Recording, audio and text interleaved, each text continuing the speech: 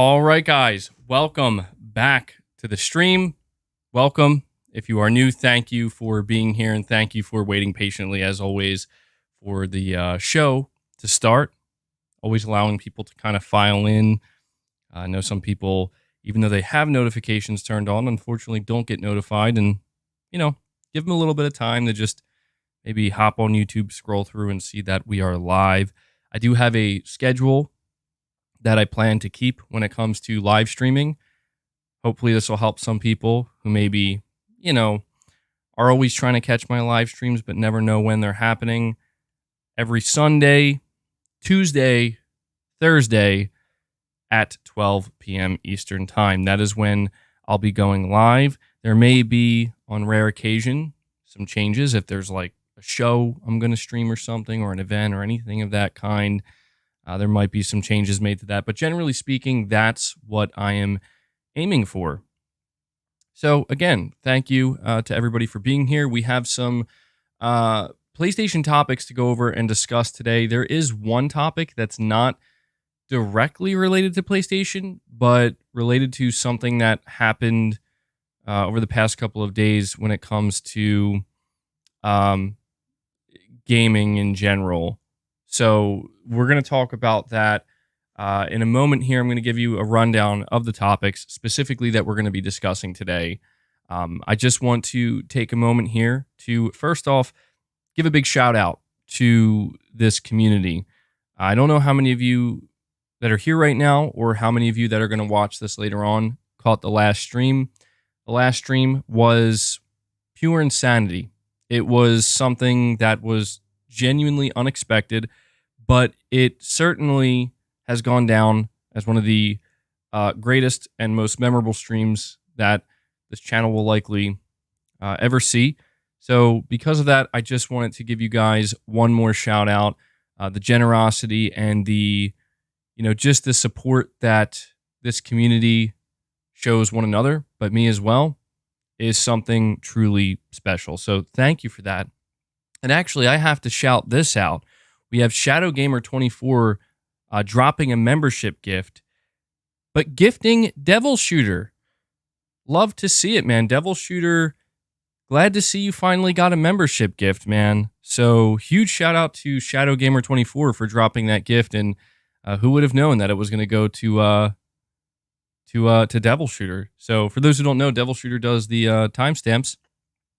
So it's really cool to see that, man. And that's what I'm talking about right there. As I'm saying this, prime example of community members helping each other out. Exley sees it. Herpy Derp sees it. Thank you guys. Hellbound. Always love to see this community kind of supporting each other that way. It's cool to see. And with that being said, before I run down these topics, I do just want to let people know, because we get new people coming into the stream and coming to the channel all the time. Some ways you can help support the channel. As you see, Shadow Gamer, he's gifting memberships. If you are a channel member, you can gift memberships as well. Not only does that support me directly, but as I said, you're kind of helping out the community as well. You get a free membership. If you are not a member, please consider becoming a channel member. You get some exclusive perks.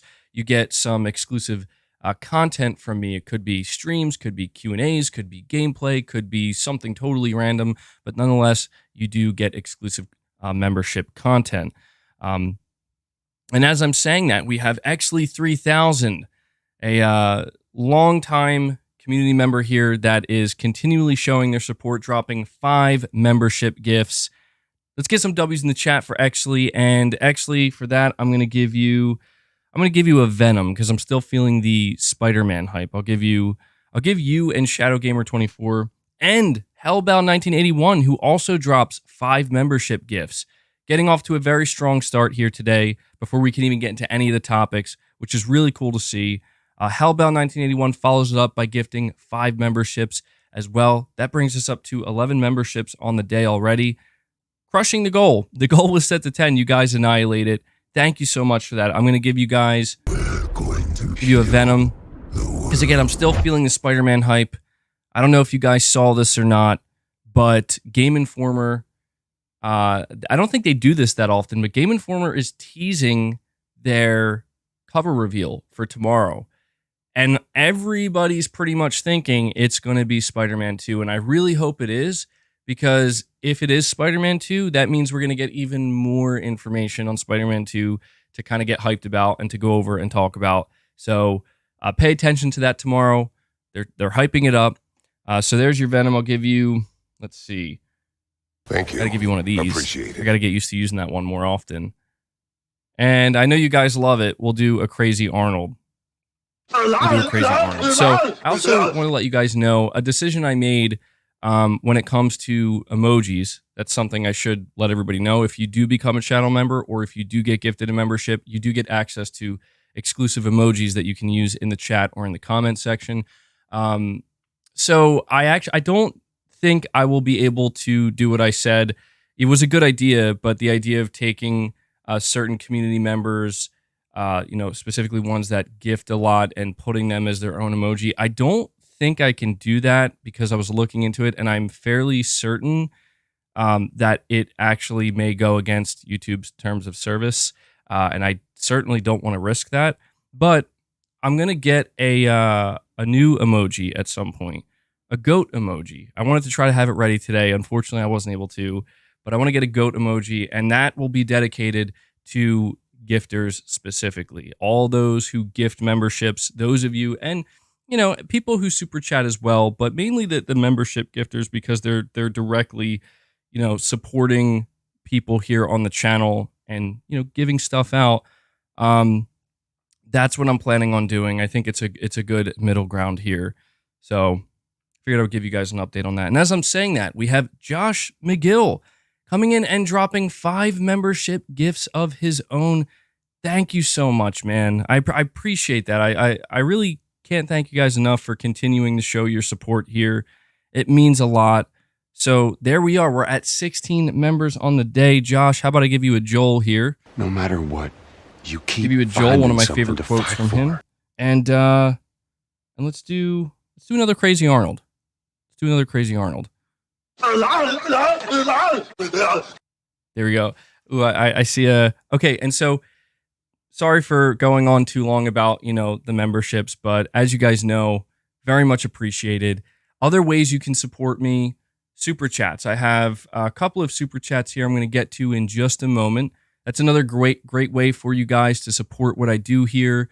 Not only can you ask questions and interact directly, but, you can give your opinions, give your thoughts, say a couple things, whatever it is you want to do.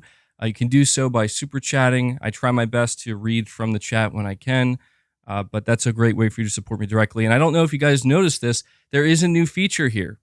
There's a new feature here that YouTube implemented where I can actually heart super chats now, which is really interesting. I guess it's a way of me acknowledging I actually kind of like that, because I guess I can acknowledge the super chat before actually reading it, so the super chatter knows that I at least saw it, and I will get to it. So that's really cool. Just a random new feature, I guess, that YouTube rolled out. So yeah, with that being said, I'm going to read these super chats, and then I'm going to give you a rundown of the topics we're discussing today, and then we're going to dive right into those topics.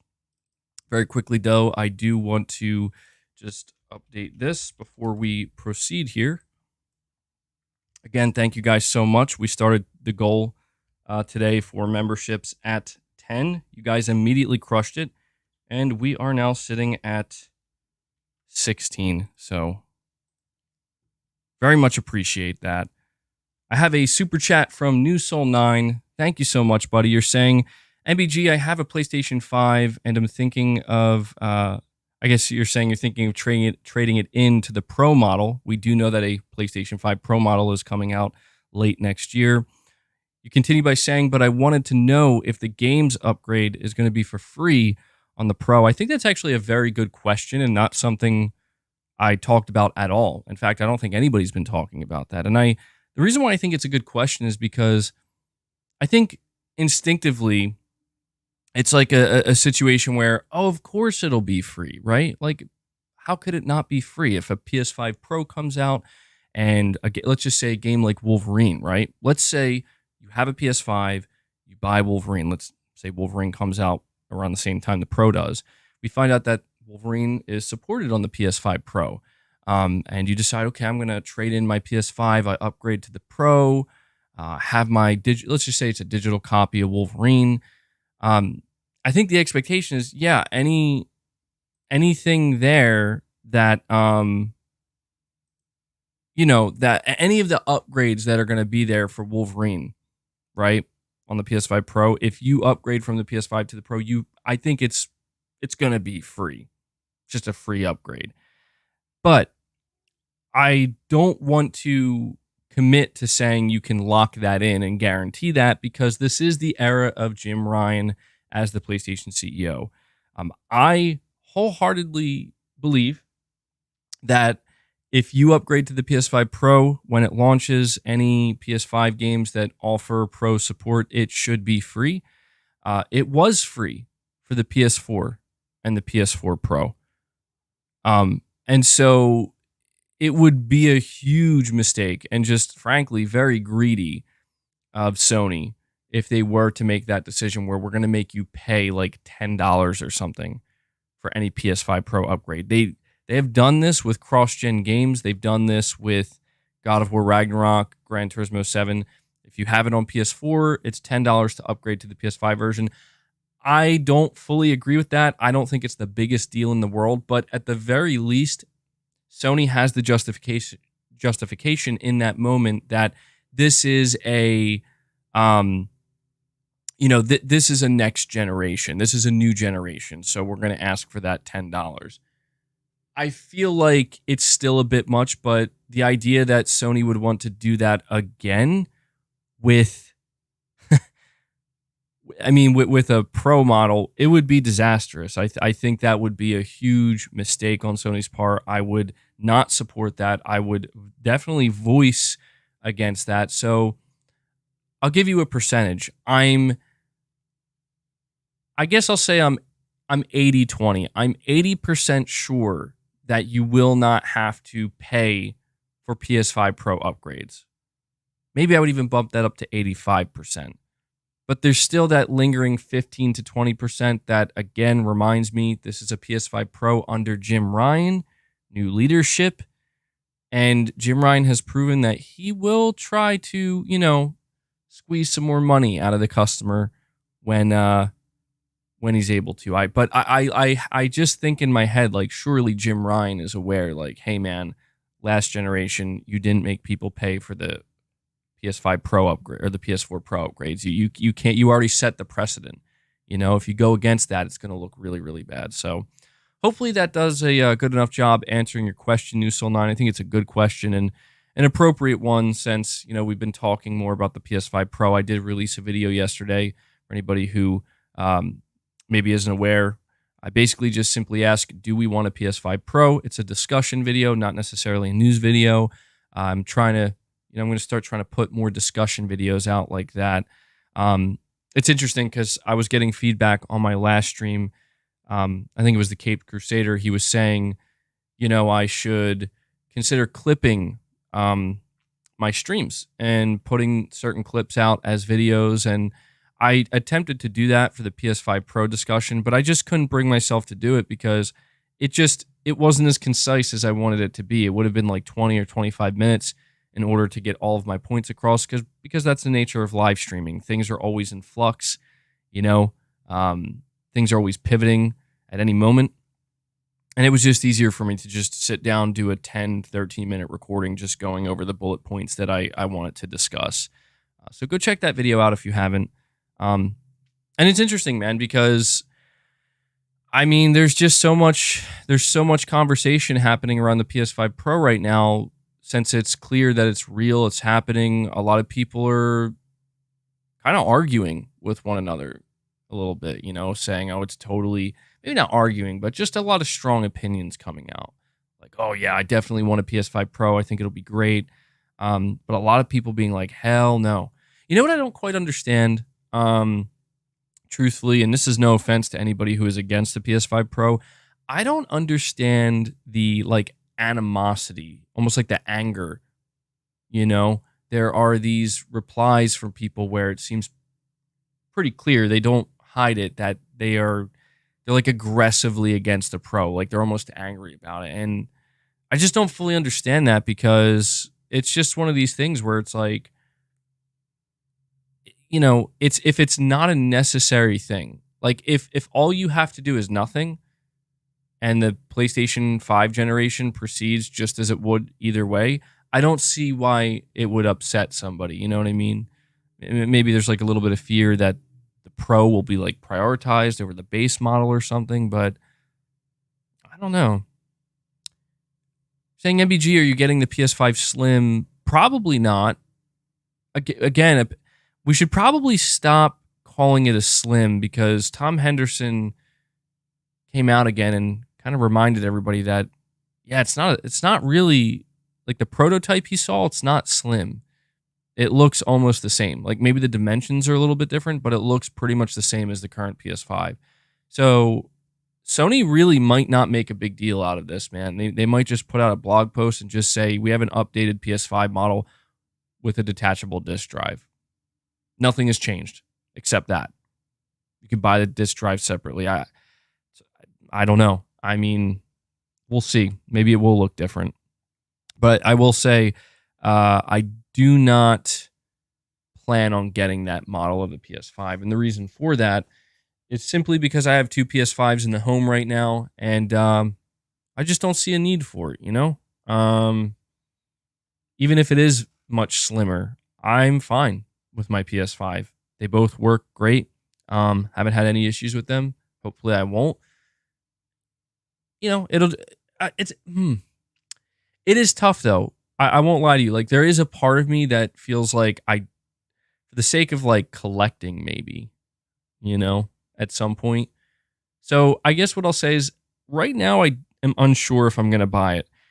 If I do decide to buy it, it will be for the sake of just kind of collecting it and having it as like a, like years down the line, when I look back, I'd be like, oh yeah, there's that PS5 Slim model, or I don't know, the detachable disk drive model. Probably get some use as well.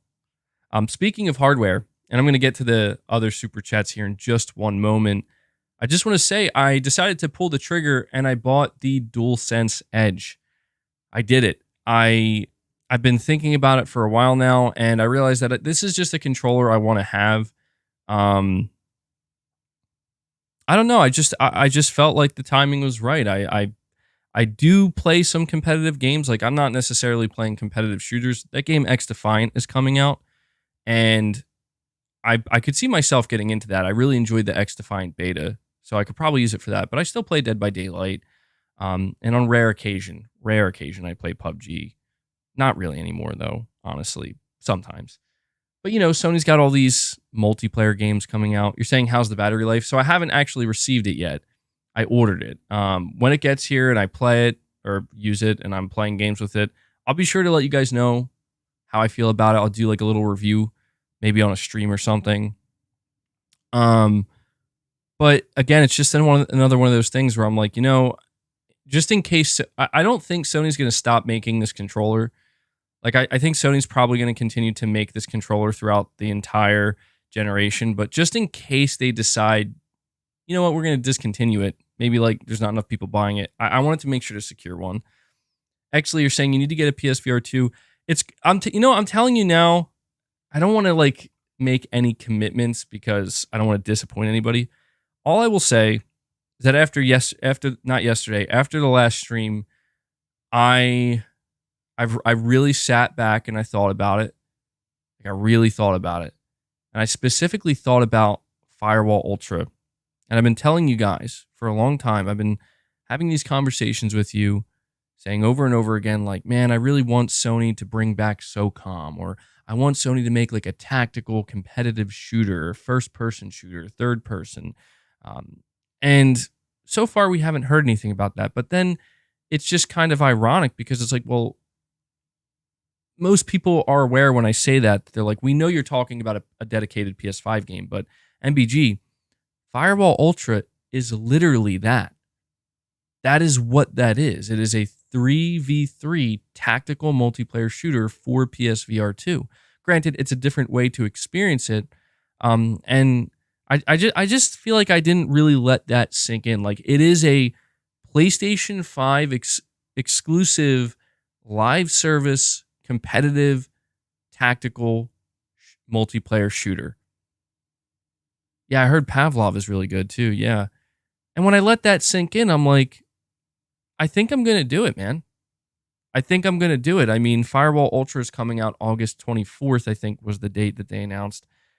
And I've been, talking to you guys about how I've been thinking about pulling the trigger on PSVR 2 for a long time, but I just don't know if the timing is going to be right or not. And the more I sit back and think about it, I think it's going to happen, man. I think it's going to happen very soon. That's what I'm hoping for, because I am kind of feeling that itch where it's like, I think I really do want to play Firewall Ultra. It looks good.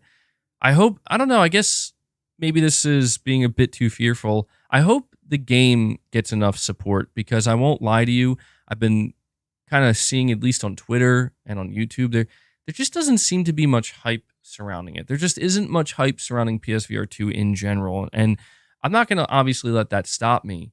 But I hope that, number one, if I do pull the trigger on PSVR 2, it feels worth it. And I hope I'm not one of those people that like can't do it because I get sick or something.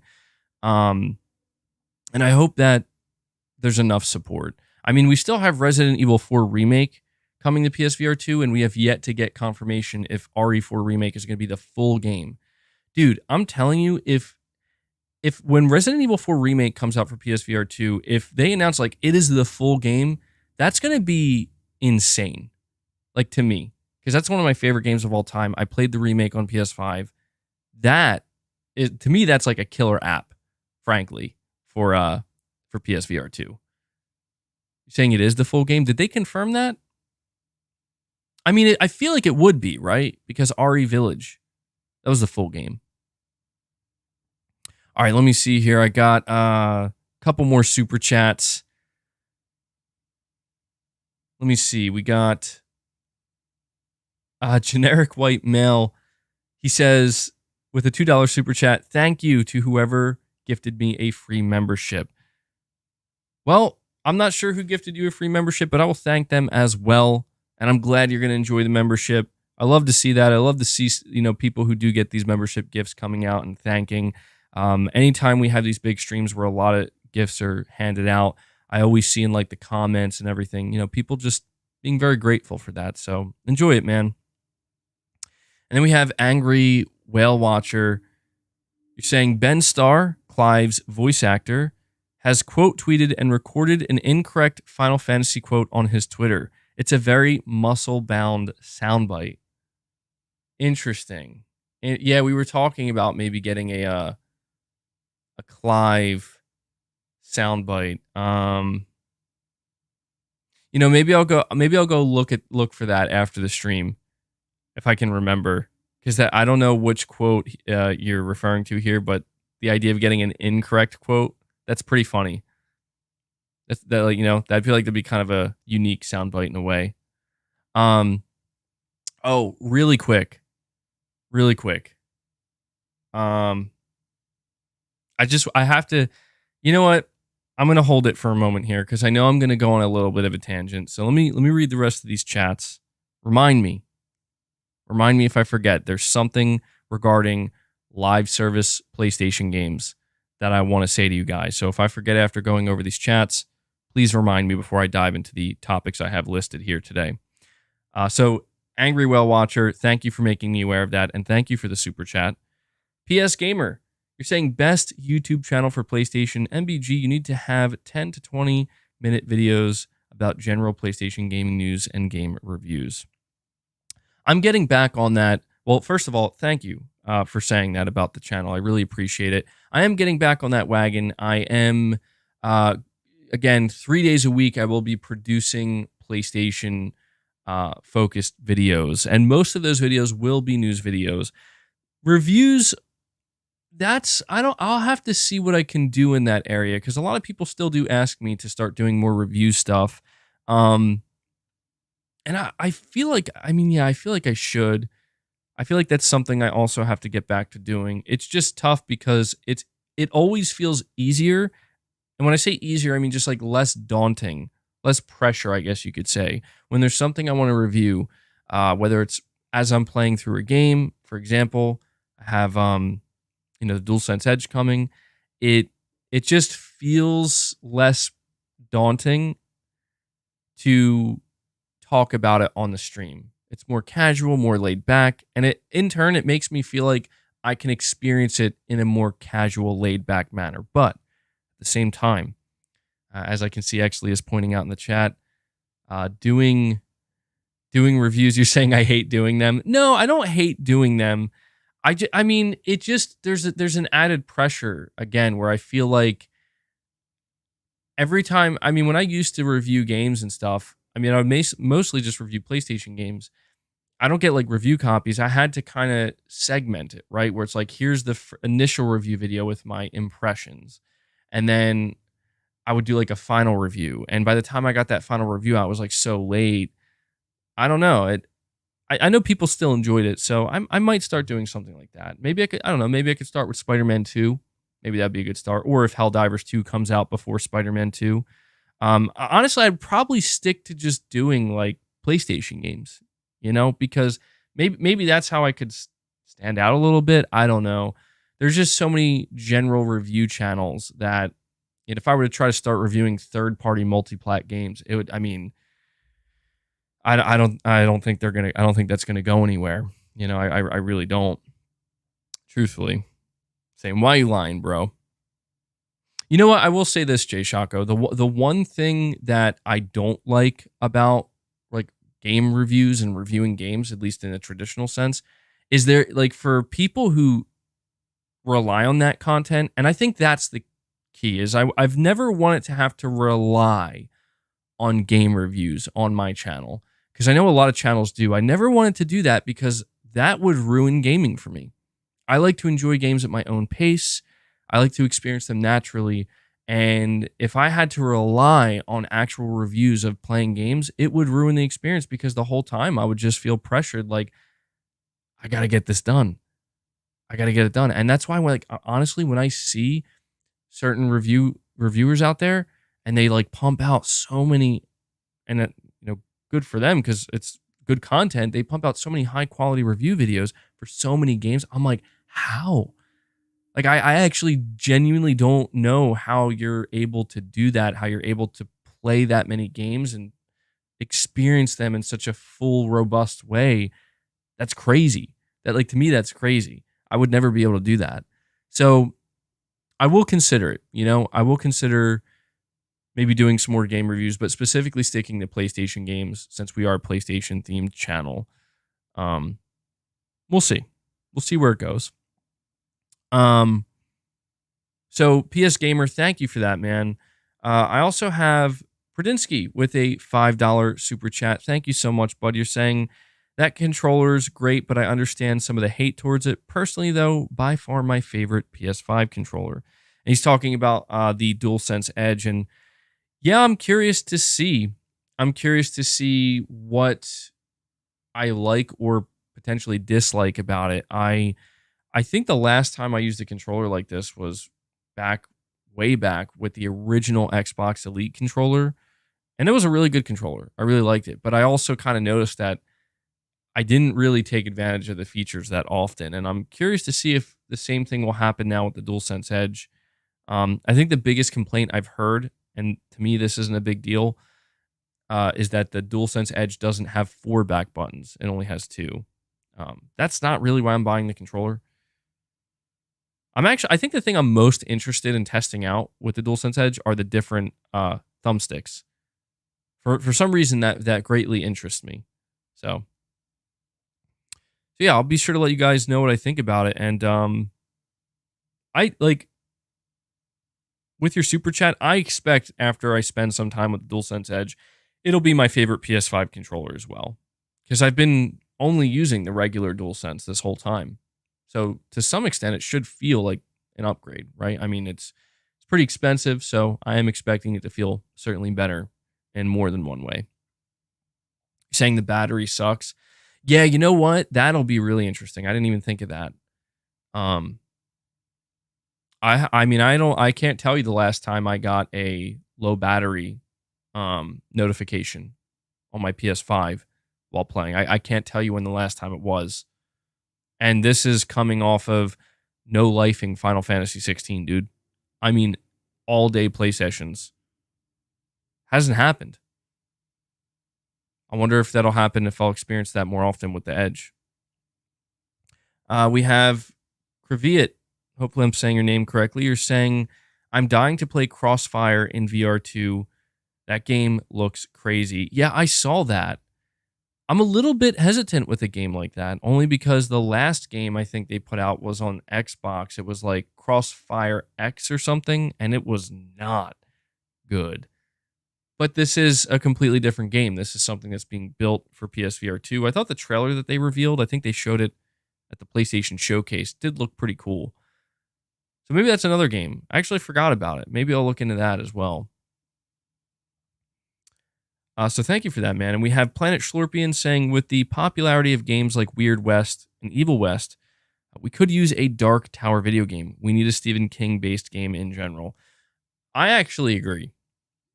I've seen many, or quite a few Stephen King movies, like, you know, based off of his books. I've read a few of his books as well, and I would be open to that. You know, I think it would be really neat to get. I don't know which I would prefer. I mean, I feel like the first Stephen King like book and movie that kind of stands out to me is The Shining, and maybe it's just because I like horror games so much. It would be really cool to get something like that, like in a AAA like The Shining game, but it would be tough, you know. Obviously, Jack Nicholson can't reprise his role, but Stephen King's The Mist is a Telltale game. Oh, that would be interesting. That would actually be really interesting. So yeah, appreciate that that input, Planet Schlorpian. It's definitely something that I didn't think of. Really quick, I see somebody asking, any thoughts on that Texas Chainsaw Massacre game? You know, I don't think I'm gonna play it. I watched some larger gameplay segments, and it doesn't look bad. It doesn't. But I just, as somebody who plays Dead by Daylight consistently, all I think to myself is, but I have Dead by Daylight. You know what I mean? And ironically enough, Leatherface is in Dead by Daylight. You can play as Leatherface. So I don't know. I just don't know that I could bring myself to play. I think that's a day one Game Pass game, isn't it? And I think if that's true, that's actually a pretty good get for Game Pass, as in like maybe people can just try it out, because I saw it on the PlayStation Store. I think it's like $50 or something. And I'm like, I don't think so, man. I don't think so. I don't think I could ever bring myself to pay $50 for this game, frankly. But speaking of multiplayer games, I gotta say something here.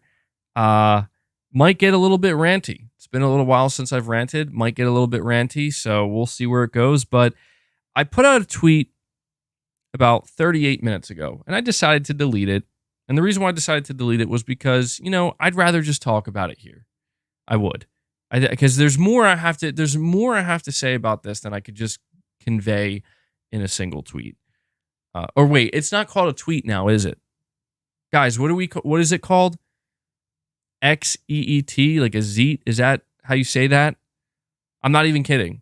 According to Twitter, not Twitter, according to X, what's happening, bro? Anyway, that's beside the point. Really quick, we have Omen86. Let's get some W's in the chat for Omen86. He comes out and he decides to keep the member train going today and decides to actually become a member. So welcome aboard, Omen86. Thank you for showing your support there, man. It's very much appreciated. Thank you. Appreciate it. Kratos, thank you. And how about a give you Mark Cerny? Dangerous to rely on How about a Mark Cerny? So thank you for that, man. Welcome aboard. So here's what I wanted to here's what I quote tweeted. I don't play Call of Duty anymore. I haven't been paying much attention to Call of Duty. I did see that the new Call of Duty leaked. It's called, wait for it, you're never going to guess, Modern Warfare 3. I know. It's not what I was expecting at all. So Modern Warfare 3 leaked. I'm just pointing it out because I noticed, there's some conversations happening about Call of Duty, but then something else came out. And I legitimately thought this was a joke, like somebody was messing around and they edited a video or whatever. And you know how in Call of Duty, in the multiplayer, you can buy operators. This is how Activision makes the bulk of their money on Call of Duty. They make a lot of money on sales. Of course they do. But they make the bulk of their money through microtransactions by people buying these operator bundles. And these operator bundles can be quite expensive. They can go up to $20 for a single skin and some, like a weapon skin and camo and a couple charms and stuff like that, up to $20. And I saw this one, and it was a cat, like a literal cat in a military uniform. And when I say cat, I mean it's actually like a somewhat photorealistic cat.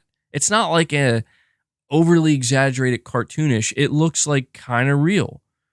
And when I saw this, there was like a video showing off, like at the beginning of like a Warzone match or something. You see your characters kind of loading up their guns. Yeah, like a humanoid cat. They're like loading up their guns and they're getting ready to go to the end of the plane to jump out and land. And there's just this cat person. And I really thought it wasn't legitimate. I was like, oh, that's pretty funny. And then I found out, like, no, it's actually real. Let me actually I couldn't believe this. I gotta tell you the name of this. So check this out. Call of Duty Warzone Whisker Tango Bundle release date, cat skins, weapons, and price. I think the price is $20. I encourage you guys to go check this out if you want. Now, look, when I saw this, it's just, I automatically think to myself, well, I don't really care that much because I don't play Call of Duty. But as somebody who has played Call of Duty, and I or in the past, and I used to be pretty into it. Saying for the cat lover in you, dude, I love cats, but this is crazy. Like, this is just insanity.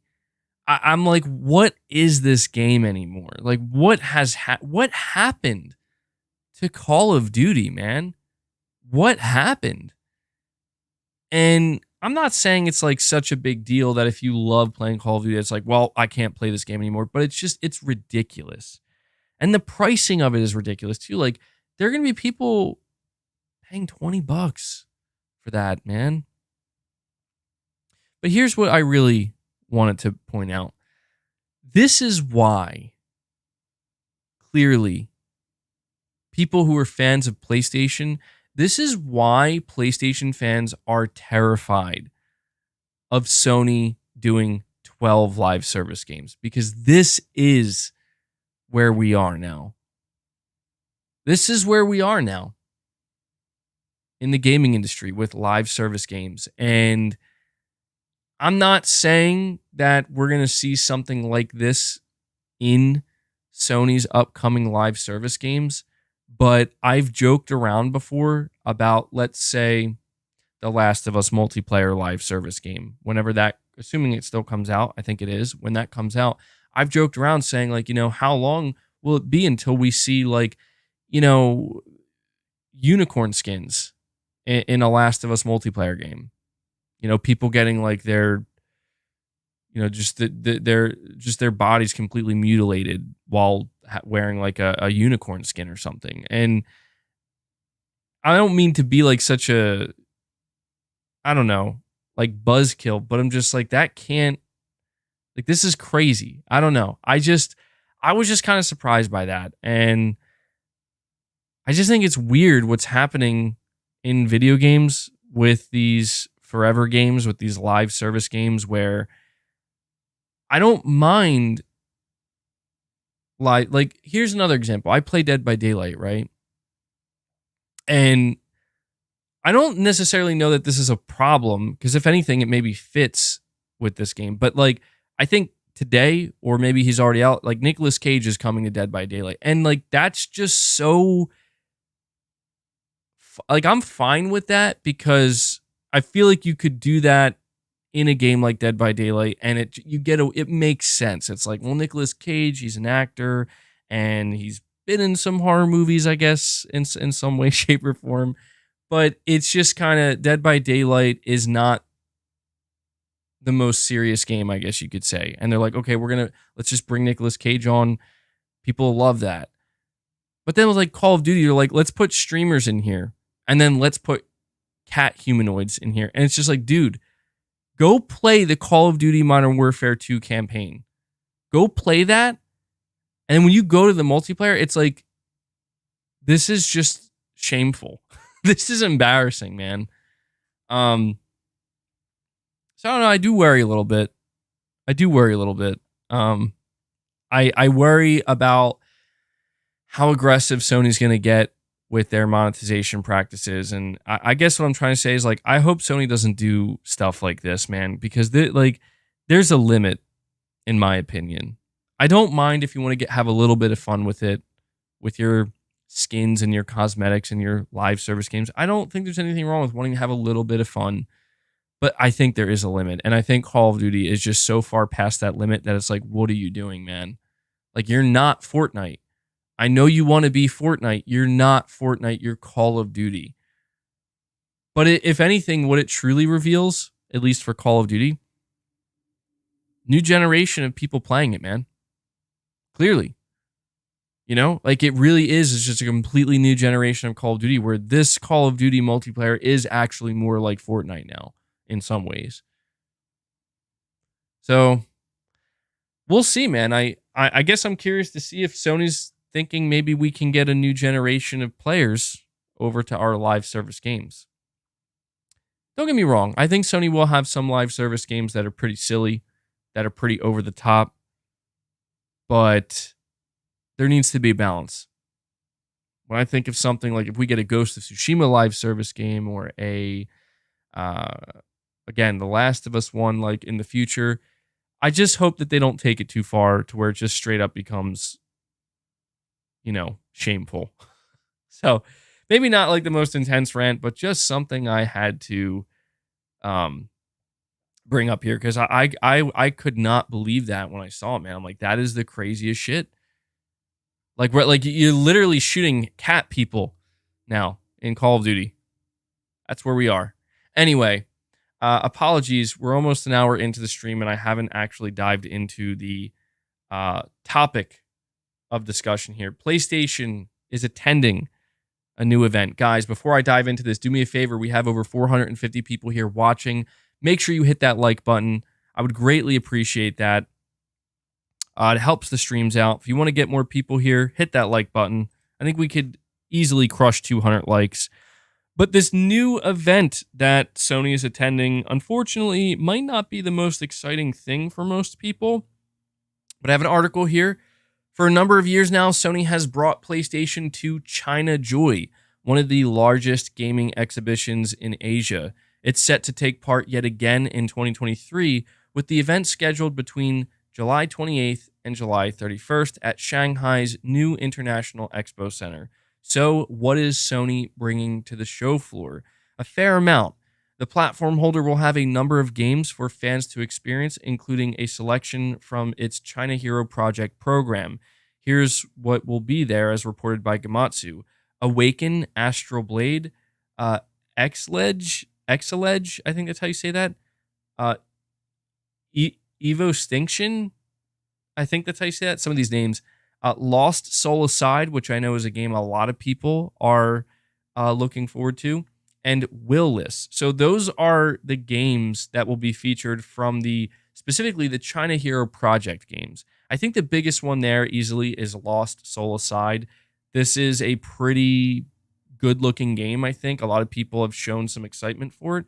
There are going to be first party games here, not necessarily new ones. Well, actually, there will be one new first party game, and this is actually what I'm interested in. So, Gran Turismo 7 Helldivers 2 apparently is going to be part of this show to some extent, and I'm just interested in this because you guys know I'm very much looking forward to Helldivers, and I'm kind of curious to see if we get like some raw gameplay of people playing together, or maybe we'll get a release date. Maybe I'm being way too optimistic, but I just find it interesting that Helldivers 2 will be there. And then Horizon Zero Dawn, which is interesting, Forbidden West, Call of the Mountain, Ratchet and Clank Rift Apart, and Sackboy: A Big Adventure. Why is Horizon Zero Dawn and Sackboy: A Big Adventure going to be part of this? Or maybe, I don't know, are these games like going to launch in China? Are these games not out in China? Not really sure. So it says here it's a pretty robust list of software. It's not clear whether Sony will have any kind of presentation at China Joy, or if they're simply just going to be present on the show floor. We're all going to make the assumption they're just going to be present on the show floor. But yeah, maybe not the most exciting thing. We know that Sony is skipping Gamescom. Supposedly they're skipping Gamescom. Sony said last year that they're not attending Gamescom, and yet that's where they announced the DualSense Edge controller. But I want to do a little follow-up here. It says the elusive Final Fantasy-inspired Lost Soul Aside will be showcased at the upcoming China Joy 2023 event. Sony Interactive Entertainment and developer Ulta Zero, I think that's how you say their name, Ulta Zero Games, have announced Lost Soul Aside was originally announced to release in 2018, which is crazy, as a timed PS4 exclusive. It is now expected to release on PS5 and PS4 in 2024. That is wild. I had no idea this was a cross-gen game. Wow. So in 2024, we are going to see a cross-gen third-party PS5 exclusive or PlayStation exclusive release. That is weird to me. But it says Lost Soul Aside will be playable at China Joy 2023, according to the studio. So this is something you might want to pay attention to. Again, if you're somebody who's excited for Lost Soul Aside, we're going to be getting some gameplay demos from people who are going to get hands-on with it. And it'll be interesting, I guess, to see, like how it looks, how it's coming along. That's another, I don't think Lost Soul Aside is going to be a massive game, but it's another, I'd say, bigger game, relatively big, that is apparently going to release in 2024. I mean, I know we talk about not having the biggest roadmap for PlayStation yet, but they have quite a few games that if they actually all line up and if they do release, if they actually hit their targets of 2024, we're going to have a lot of big games coming next year. But I don't know. Do you think Lost Soul Aside has lost, no pun intended, like too much hype? Do you think not enough people know about it? Because I see Jay Shocko saying that they took too long.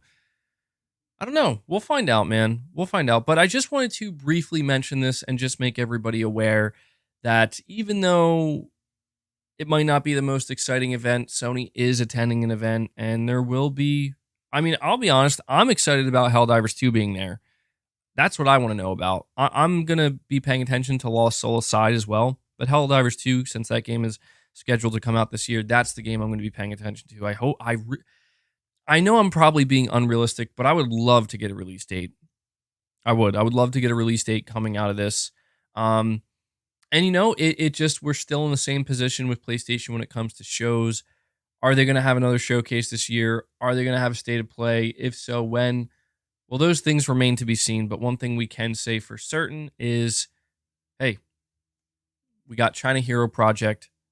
And, I just want to add this before moving on to the next topic. Because, again, this is a shorter topic I wanted to mention. I wonder if they're going to have any new China Hero Project announcements. It's worth noting that that's kind of the point here, right? Like, these games that we're going to be hearing from and seeing more of, they were announced, as in kind of not the most significant way, but in their own space. And it did gain some attention. It did gain some hype and excitement. So I wonder if that's what they're going to do. Maybe they'll have like another announcement for another Trying to Hero project game. Gaming Survivor says it's a one-sided relationship. MBG needs communication, but PlayStation isn't talking. Yeah, it is tough sometimes, man. I don't want to sound entitled because Sony, they should run their business however they see fit.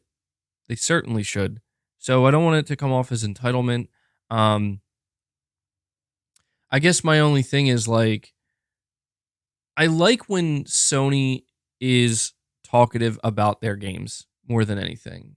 I think sometimes people get the wrong impression where they believe that, man, MBG's never happy. He just wants showcases all the time. He just wants stated plays all the time. That's actually not the case.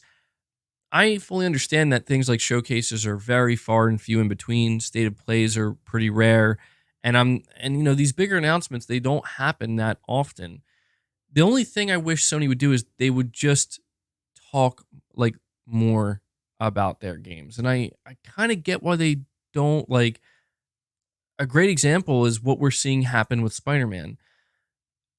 I mean, there was no event, there was no stated play, there was no build-up. It was just, we're going to be at Comic-Con with Spider-Man 2, Insomniac, and we hope you tune in or pay attention. And dude, they dropped some bombs, man. Like story trailer, limited edition console, and it just, at least for a couple days there, like, I'm not saying like PlayStation dominated the conversation or anything dramatic like that, but believe me when I tell you, it was like the excitement was palpable. You could tell there was a lot of genuine hype and excitement because of that. And even tomorrow, right? Like tomorrow, supposedly, we're going to be getting the announcement from Game Informer that Spider-Man 2 is going to be featured. And we saw the same thing happen with God of War Ragnarok last year. And it was a big deal, man. Like, people are so, I don't want to use the word desperate, but just eager for any news regarding these big PlayStation exclusives that Sony really, they don't have to do much. And I think because of that, they actually don't do too much, or at least at one time. I just kind of wish we could get more developer interviews. I wish that we could just get more just straight up information, about games. It's tough right now because I kind of understand why Sony maybe is like still in that frame of mind where, okay, like we signed the Call of Duty deal, we're done with that situation. But that doesn't mean that we can just come out tomorrow and announce a barrage of new games. But that's the reality, man. Is Sony, as I said, they have a myriad of projects that most people are completely unaware of. Like me and you, most of you guys on the channel, like we know about Sony Ben's new IP. We know about Sony Santa Monica's new IP. We know that there's another Astro game in development, or what is likely another Astro game. We know about The Last of Us multiplayer. We know about, we know the job listings basically confirmed that Sucker Punch is working on a sequel to Ghost of Tsushima. We know this stuff because we follow it and we're very close to it. But generally speaking, most people have no idea. And when you kind of look at it from that lens where it's like, well, people are okay right now with Spider-Man 2, and all we have to do is just put out a story trailer, put out some Game Informer articles and some news through Game Informer, and people are perfectly happy. People are excited. Why should we drop these game announcements right now, right? Maybe let's just give our teams more time, and when the moment's right, we'll strike. And it's funny because I put out another tweet earlier today. I don't know why. I just randomly thought about it. I found a clip of, I'm sure many of you guys remember this, 2016, E3 2016, what many would consider the most legendary E3 conference from PlayStation of all time. E3 2016, when people attended E3, right? When E3 was even a thing. Really quick, we have Corey Landiga joining us. Finally. Yeah, dude, Corey, I just want to say, man, I saw your comment on the last stream. Corey unfortunately missed the last stream, and he became aware of it, I think, yesterday. No big deal, man. We're just glad you could be here. Yeah, that was crazy, man. That was crazy. That was the craziest stream, and he's saying congratulations for all those invites, memberships. Yeah, dude. So shout out to Corey. He's a legend.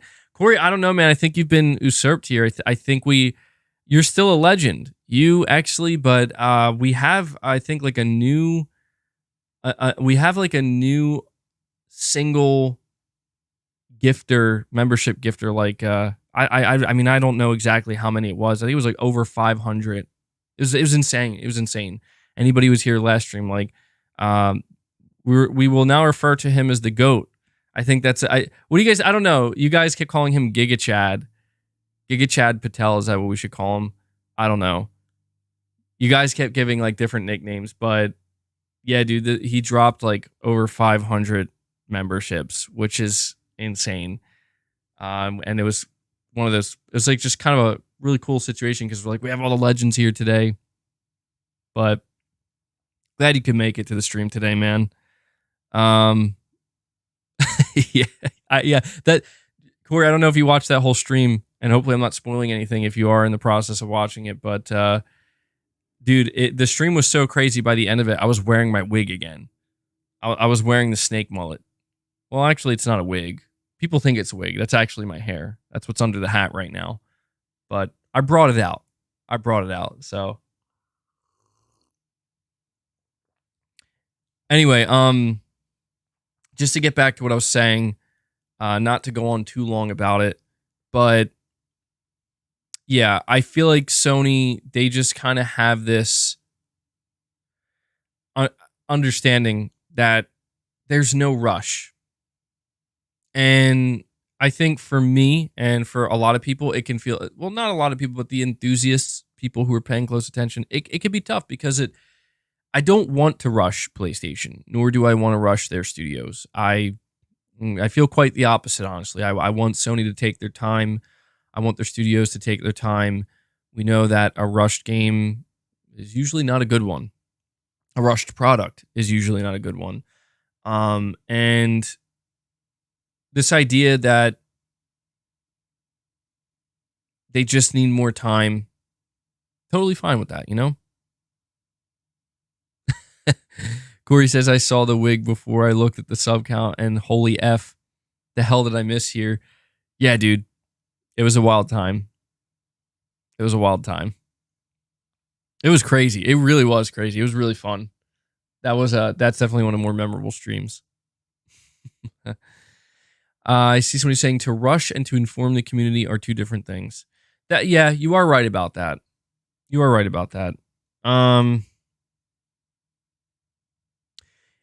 Yeah, I don't know what it is, man.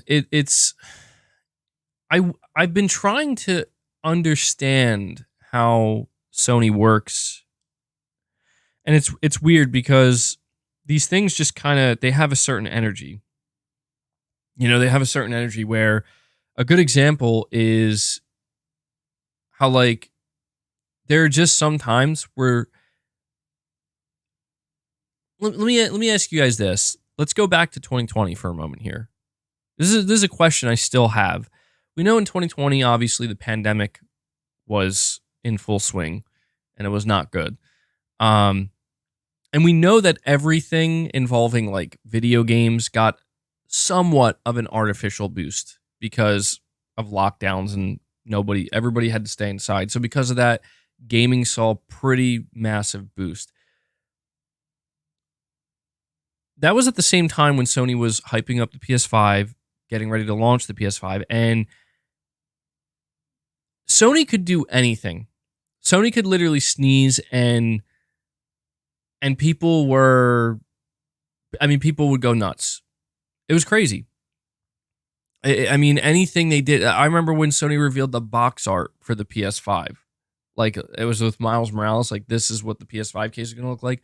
People lost their minds, even over something like that. And there was just so much hype. And I still to this day cannot, maybe we'll never know. I can't tell if that was like the reason why it was like that was because that was Sony communicating. That was Sony being vocal. I feel like every week there was just a major news story, not just from Sony, but just surrounding them in general. Like the conversation was just never unending, I guess you could say. And I noticed that after the PS5 launched, it just changed, right? Which it actually happened at like around the same time that it's not that the pandemic came to an end in 2021, but it was coming to an end. And I don't know how much these two things are intertwined, and I wish I could have an answer because I don't know. Like I don't know if maybe the reason why there was just so much, maybe the hype was that high and there was so much conversation, and that's the important. Like there was so much actual conversation, there were so many news articles, there was so much news in general because everybody was home. I don't know. Is it that, or is it because it was the start of a new console generation? Or was it because that's the way Sony wanted it? And ever since then, they're like, okay, we'll come back and do it again when we need to. And here comes Corey Landiga. Corey Landiga dropping 5 memberships. We have another legend here coming in, contributing today. You're saying this is for missing out. Oh, it's all good, man. Don't worry, man. Like I said, you were there in spirit, no doubt about it.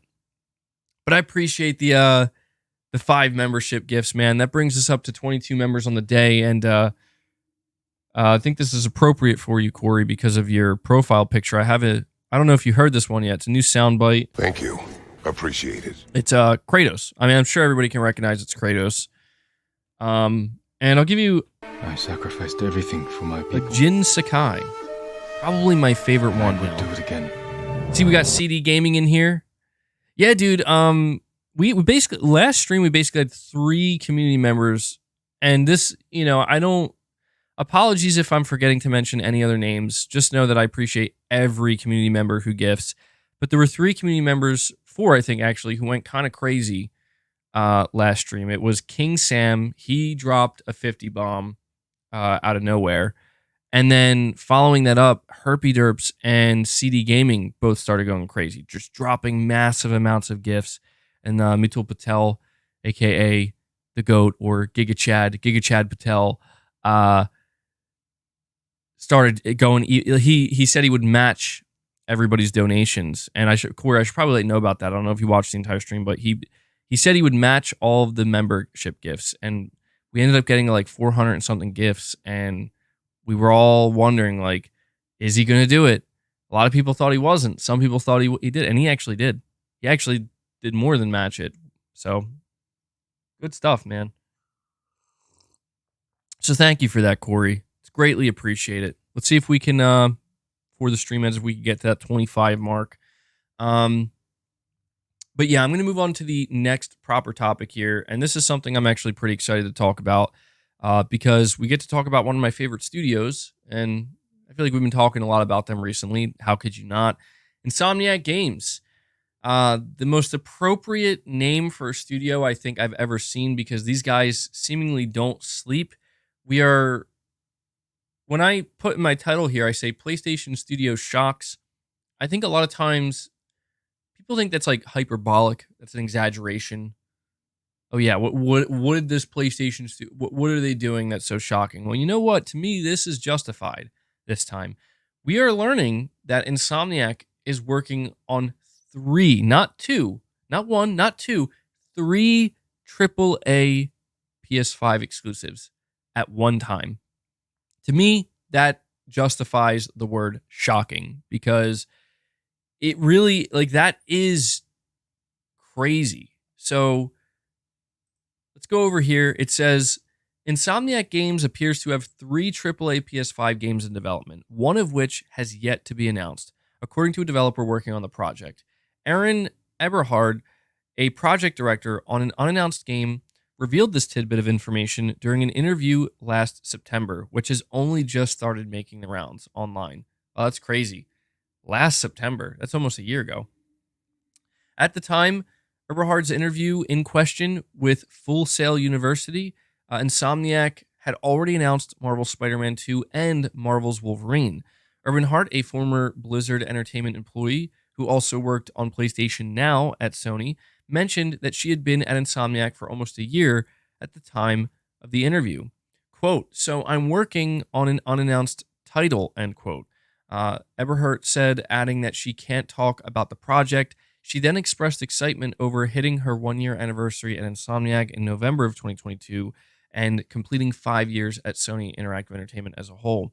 "It feels really good to be back home at Sony," Eberhard continued. "I feel like they really, really invest in their employees. They invest in our education, they invest in our well-being, and they invest in our growth." So some really kind words there, actually, for Sony as a company, which is interesting to hear because honestly, I do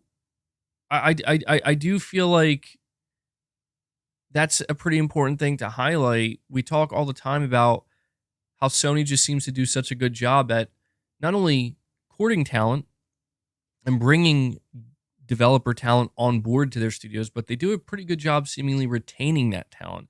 And I think that what she said here might speak to that, where, she's saying that Sony really invests in their employees and they really do care about their well-being and their growth. And that to me is very telling because, when we talk about how important it is to ensure that the development team is happy. I mean, if the development team isn't happy, how are you going to make great games, right? How are you going to develop great games if you don't have a great team of developers with the right, just the right mindset that are taken care of? So I think that's pretty cool. But pushing polygons, you're saying MBG, they've had 3 projects going for a while. This isn't new, as they had Ratchet and Clank, Spider-Man 2, and Miles Morales. So I would assume this is the Ratchet and Clank team. Yeah, I guess you're right about that. When we think about Insomniac's output, right? Like you said, it's Spider-Man 2018, Miles Morales, Ratchet and Clank, and now coming up to Spider-Man 2. It seems like they just have this really, really, I guess you could say, refined system that works. That, I mean, you got to ask yourself, like, is Insomniac the most efficient first-party PlayStation studio? I think the answer to that is absolutely. Absolutely, because, I mean, many other PlayStation studios have multiple projects in development at one time, but just the rate at which Insomniac has been doing it, and then not only the rate, but the quality level, right? Like, that's the thing. Like, Miles Morales was not just something that was just, like, pumped out. It wasn't. Like, a lot of people who played Miles Morales were like, dude, this is pretty much like a whole nother Spider-Man game. Ratchet and Clank, another prime example of, I mean, again, a lot of people look at Ratchet and Clank as their favorite or the best PS5 game they've played this generation. And we can clearly see that Insomniac's getting ready to do something huge again with Spider-Man 2. Saying Insomniac is PlayStation's bread and butter at this point, it seems like it, man.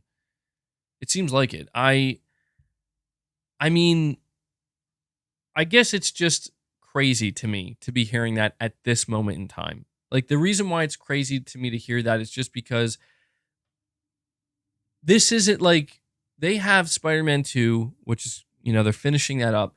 They have Wolverine, and Wolverine is not like a Miles Morales situation. Now, I would go as far to say Wolverine is not even a Ratchet and Clank situation. Wolverine is yet another Spider-Man situation. And what I mean by that is this is a full-blown, like, AAA Sony exclusive where everything's going into it. Like, from top to bottom, it's not, this is not smaller in scale, size, and scope. It's the opposite. I mean, I don't know if it'll be as, I guess the assumption is it will be at least as big as Spider-Man 2 in size, scale, and scope, even if it's not an open world game, right? It's going to have that type of heft to it. So just the fact that that is being worked on right now alongside Spider-Man 2, and they somehow have, I don't know, they have another AAA game in development. It's crazy. And so The question is, what is this AAA game from Insomniac? What is this game? Well, of course, we're not going to know exactly what it is until it's officially revealed, but it's worth noting that the reason why for some people this isn't the most shocking thing is because a while ago, we actually did hear about another game. Let me actually bring this up. Apparently a multiplayer game that Insomniac is hiring for. This is actually so I have an article from Games Radar. This is from May 23rd, 2022.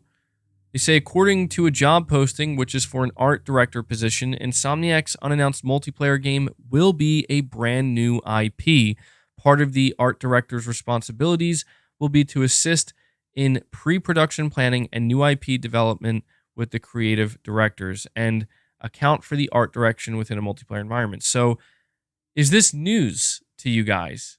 Because to me, this is pretty interesting. I for the longest time, I was not aware that this new game from Insomniac, this new multiplayer game, is a new IP. I was wondering if it was going to be something in the Marvel universe. I was wondering if it was going to be something like, I don't know, maybe them. I know a lot of people are like hopeful that maybe they would go back to Resistance, maybe even Sunset Overdrive or something. But that to me is it makes it all the more impressive. Where again, like they got two massive AAA games in production, some of the biggest we're going to get this generation, and yet they still are in the process of producing a new IP. Now, the only thing that I'm wondering with this is, how do people feel about it being multiplayer? Are people okay with it being multiplayer? Are they, does it like kill their excitement? Is it exciting for them? I'm considering Insomniac actually has experience with multiplayer. I'm actually pretty excited for it. Like, this is one of the teams that Sony has that has actually worked on multiplayer experiences in the past. And I don't know how many of those developers are still with the studio, but just the fact that they do have that experience gives me a lot of hope. And it's easy to feel, it's easy to have faith in them, I guess. Whiskey Gaming, you're saying I'm okay with it because I trust Insomniac. Yeah, that's kind of how I feel as well. Vince Virtue, I think you're a little bit confused. You're saying Insomniac did well with Ghost of Tsushima Legends. Actually, that was Sucker Punch. I know that's probably surprising because of how well the multiplayer component or how good it turned out. But Ghost of Tsushima Legends was actually Sucker Punch. It's been a while since we've gotten a no, it's all good, man, because that's the thing. Like I said, Insomniac, they're the ones that are known to have multiplayer experience, and Sucker Punch doesn't. And somehow Sucker Punch nailed it, dude. So good for them. Does anybody play that in reference to Ghost of Tsushima Legends? It's a good question. I imagine there's probably not too many people playing it at this point. It probably has a pretty small community because I don't know, man. It was really well done, Ghost of Tsushima Legends, but I've always been under the impression that Ghost of Tsushima Legends from Sucker Punch was actually like a test bed. Like kind of like a, can we create the structure, the foundation for what could be a, and I know people hate these words, but a live service Ghost of Tsushima game. And I mean, a lot of people, I remember like when Ghost of Tsushima Legends first came out, a lot of people who were diehard multiplayer fans, people who have played live service games, even like Destiny players, they were saying like, dude, they nailed it. Like they absolutely nailed it. They did an amazing job. The only problem is that Ghost of Tsushima Legends was not designed to be a forever game. It's a finite experience, You can pretty much, I mean, there are some things there, like there's a survival based, like wave based mode, but you can only play that for so long until it's like, all right, well, kind of done with this. But it just goes to show that they have Sucker Punch has successfully created or laid down, I should say, the foundation for what could certainly be, and I'm pretty sure they're working on this. Actually, you know what? Since we're talking about multiplayer, I want to look this up as well.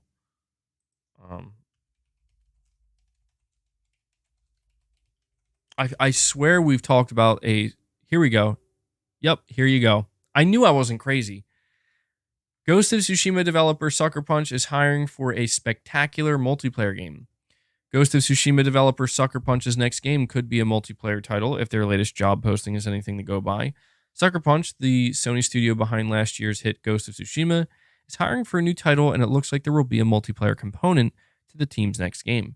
There's currently a job listing for a multiplayer/network programmer on the Sucker Punch website. The job listing title alone is enough to tell us that Sucker Punch is working, or at least is interested in working on multiplayer titles. But there are some more details in the listing that delve deeper into that role. There's a mention of cloud systems, peer-to-peer, and peer-to-server communication, as well as crafting gameplay features that empower online gameplay experiences.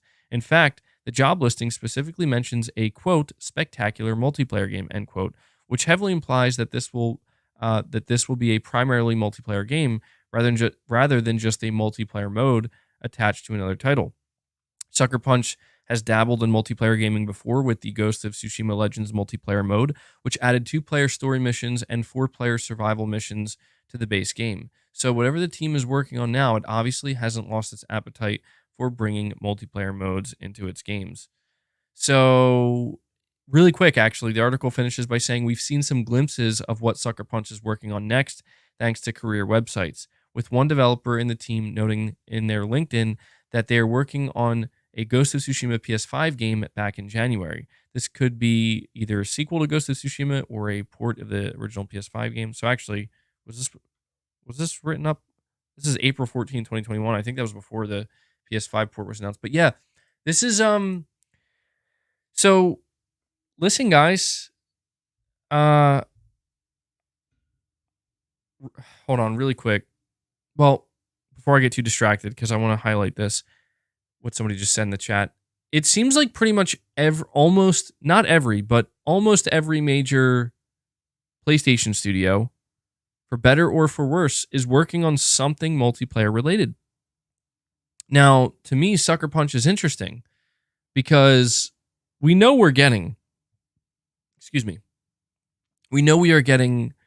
a sequel to Ghost of Tsushima.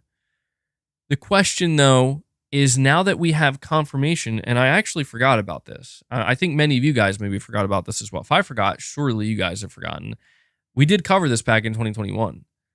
They're working on a multiplayer game. Is Ghost of Tsushima going to have co-op? Or are we seeing a Last of Us situation where, Naughty Dog, they have the Last of Us single-player games, and they develop their multiplayer games separately, and it will live separately from their single-player games. Do we think that's what Sucker Punch is doing? Are they making a sequel to Ghost of Tsushima and then simultaneously working on a massive multiplayer live service game for Ghost of Tsushima that it'll live separately from the single-player experience? Like 2 completely separate releases. I think that might be I don't know. That might be what they're doing. Really quick, I see somebody in the chat saying MBG Digital Foundry just said Remnant 2 is 720p on PS5. We need the Pro. Are you serious? 720p on PS5? What? And we have Omen 86 coming out of nowhere after becoming a member. See, this is really awesome to see, man. Omen 86 decided to become a channel member himself. So he wanted to show direct support to not only me, but the channel in general. And then on top of that, he feels inspired by other community members and decides to gift 5 memberships. W's in the chat for Omen 86. Thank you. I have to give you a thank you for that one. And I'll give you a Venom as well, dude. Thank you so much, man. Love to see it. That actually crushes our second goal of the day. We had a goal of 25 members, and you guys unsurprisingly decimated that goal. So I have to update that. So bear with me one moment. We're actually at 27 members now.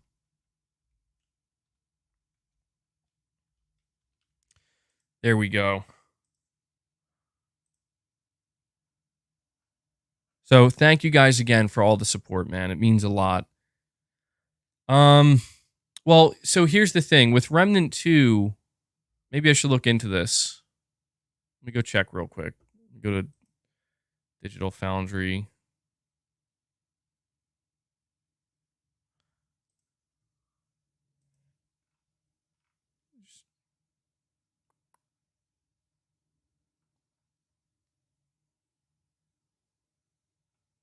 Huh. It says, if this is what internal resolutions of 720p look like in 2023, I'm cool with it.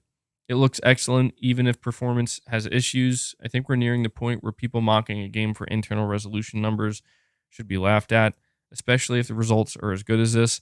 Not saying it's perfect, but upsampling and reconstruction tech has improved dramatically, or at least their implementation. So, based off, and that's like one of the most upvoted comments. So, based off of what that person's saying, it seems like we're starting to see more and more situations where people are, oh, hold on a second.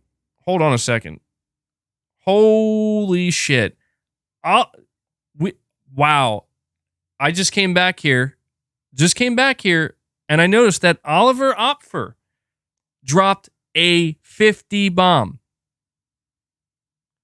Yeah, I'm a little late to it, guys.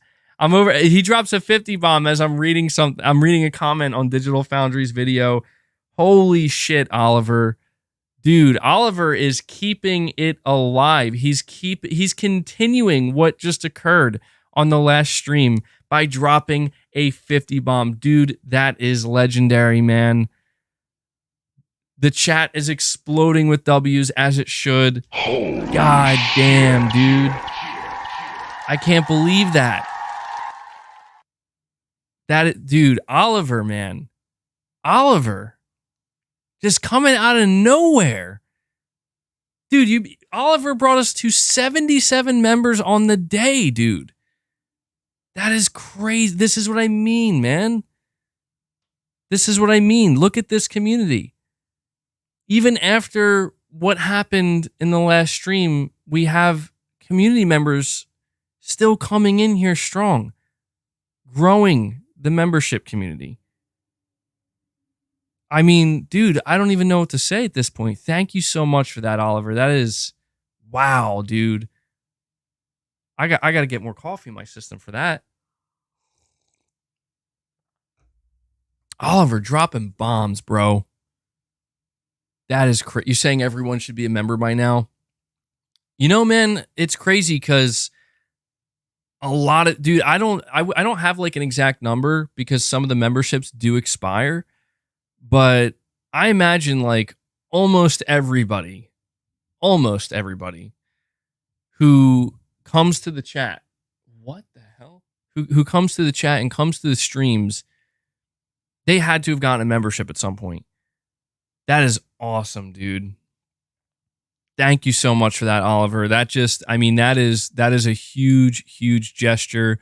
I mean, look, anybody who gifts memberships, it's a big deal, you know? It's greatly appreciated. But those of you who are going like well above and beyond, those of you who have, and those of you who still do, dropping 50 membership gifts, I mean, that is colossal. It really is. Like, I sincerely mean that.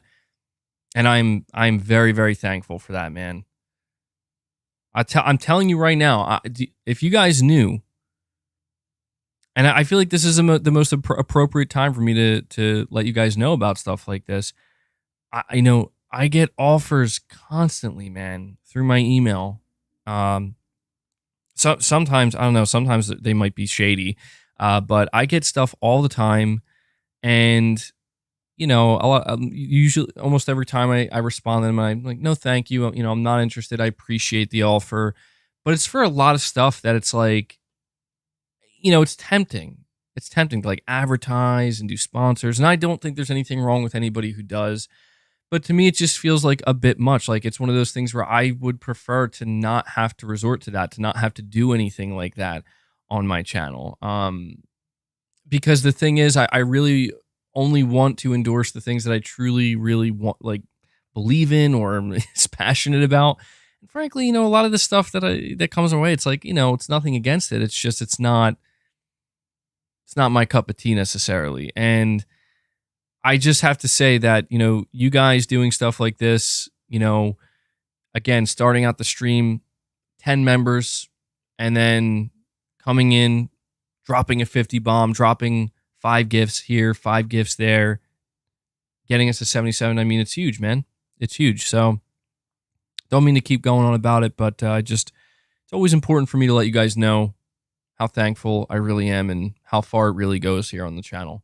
So Oliver, one more time, man, I'm going to give you a crazy Arnold and another Venom because you dropped the 50 bomb, bro. Let's go.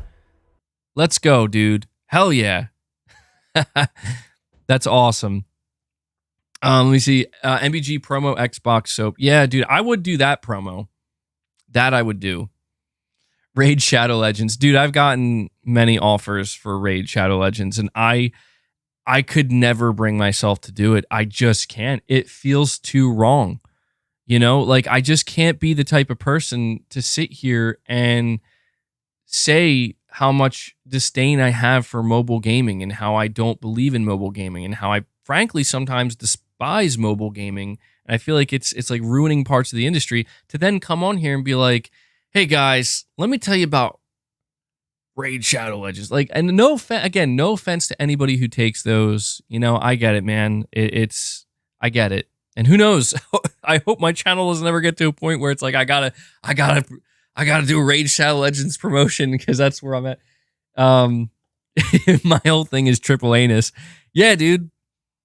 I hope one day I get big enough to where, I don't know, like I wouldn't mind, like the only, like those sponsorships I would probably take, like if I get like a sponsorship for like a AAA game or something that I was like actually really believed in and excited for, something like that.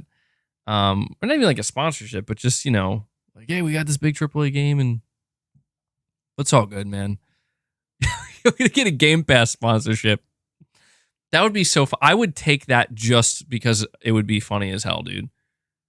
It would be funny as hell. So, yeah, one last time, man, just because I got to give your dues. Oliver, big shout out to you, my friend. Putting in some serious work, doing some seriously heavy lifting for this community today, dropping 50 memberships. And I will just let everybody know in the chat that 50 bomb from Oliver will be sitting up top for quite some time. Probably it might even still be there by the time this stream ends, whenever it does come to an end. So if you are not a member and you haven't done so already, click his icon up top and opt in to allow yourself to be gifted a membership in the future. I don't even remember what I was talking. I think we were talking about Ghost of Tsushima multiplayer. But in that time, I have 2 other super chats as well. So I'm going to get to them over here. We have Michael Lynch with a $5 super chat. Thank you for that, man. You're saying, I'm a little behind. The battery life on that controller doesn't bother me. He's talking about the DualSense Edge. I have a 10-foot charging cable. Yeah, so I actually don't remember if... I'm pretty sure it does. I'm pretty sure the DualSense Edge actually comes with a... Is that the 10-foot charging cable you're referring to? Because I'm pretty sure like that is. Oh my lord! Oh my god, bro! What? What? No fucking way, Oliver! Oliver, dude, this guy just. Oh my! I'm in disbelief right now. I am in disbelief. Oliver, man, dude. Holy shit. This man just dropped a I don't even, that's over $400. He just dropped over $400 in a super chat, dude. Oliver. Oh my God, man. He's doing this after dropping a 50 membership bomb. What? I'm going to read your super chat, man, but holy shit, I need a moment to process this. I can't even believe. I know, dude. Somebody's saying that just happened. That's what I'm thinking. Oliver, man. I don't even know what to say. I feel so caught off guard, dude. After everything that just happened in the last stream and you guys still come in here showing this type of support, God, I'm taken aback, man. I really am. I really, really am. That is, and you know what, Oliver, really quick before I read your super chat, dude, I gotta update this to show everybody, like, this is what you've achieved today, man. You with some other community members.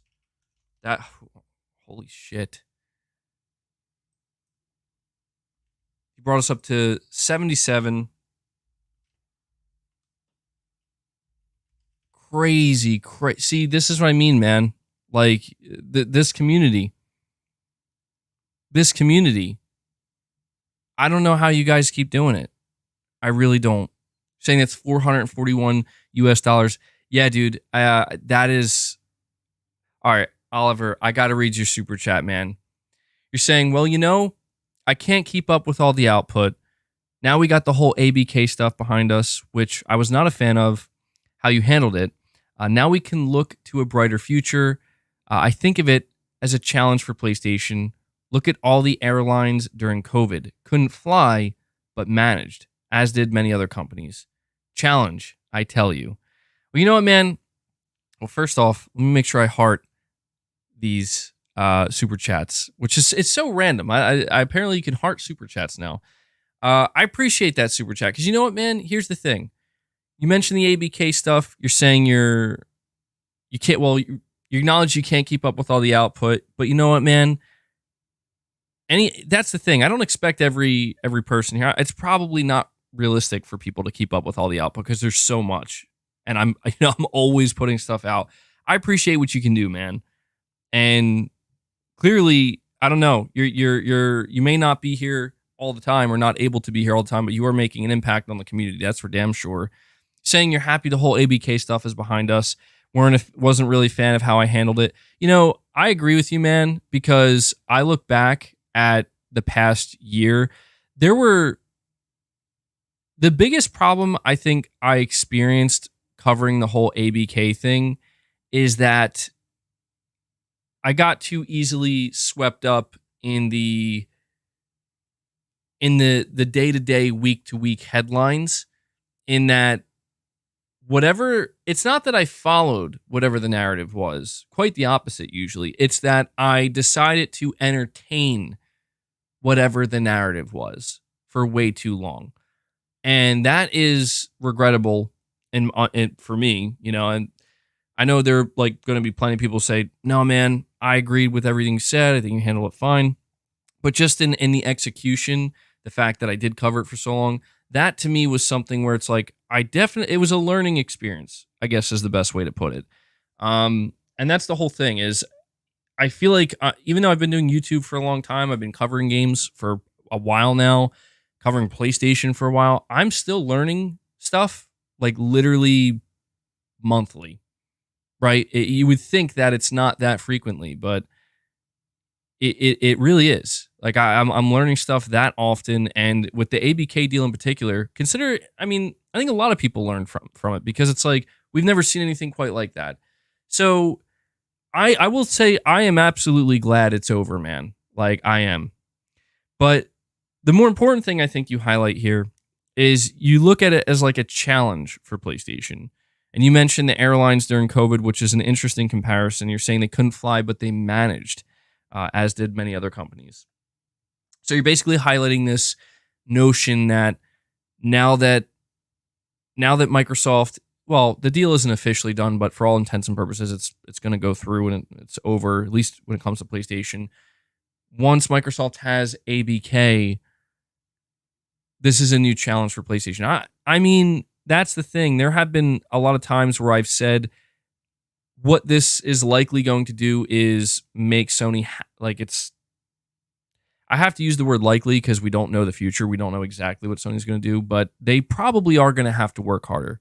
They're probably going to have to be not just on their A game, but they have to be hyper aware of how rapidly change is happening in the industry, and that change is being forced by consolidation. I mean, I'm sure Sony is well aware of that. They're in the they've been buying studios themselves. This idea of a challenge, though, I do like it because it is the more optimistic way of looking at things. And I've been very negative a lot of times. And sometimes that's just the way it is. Sometimes I just have a negative outlook and there's really no changing that.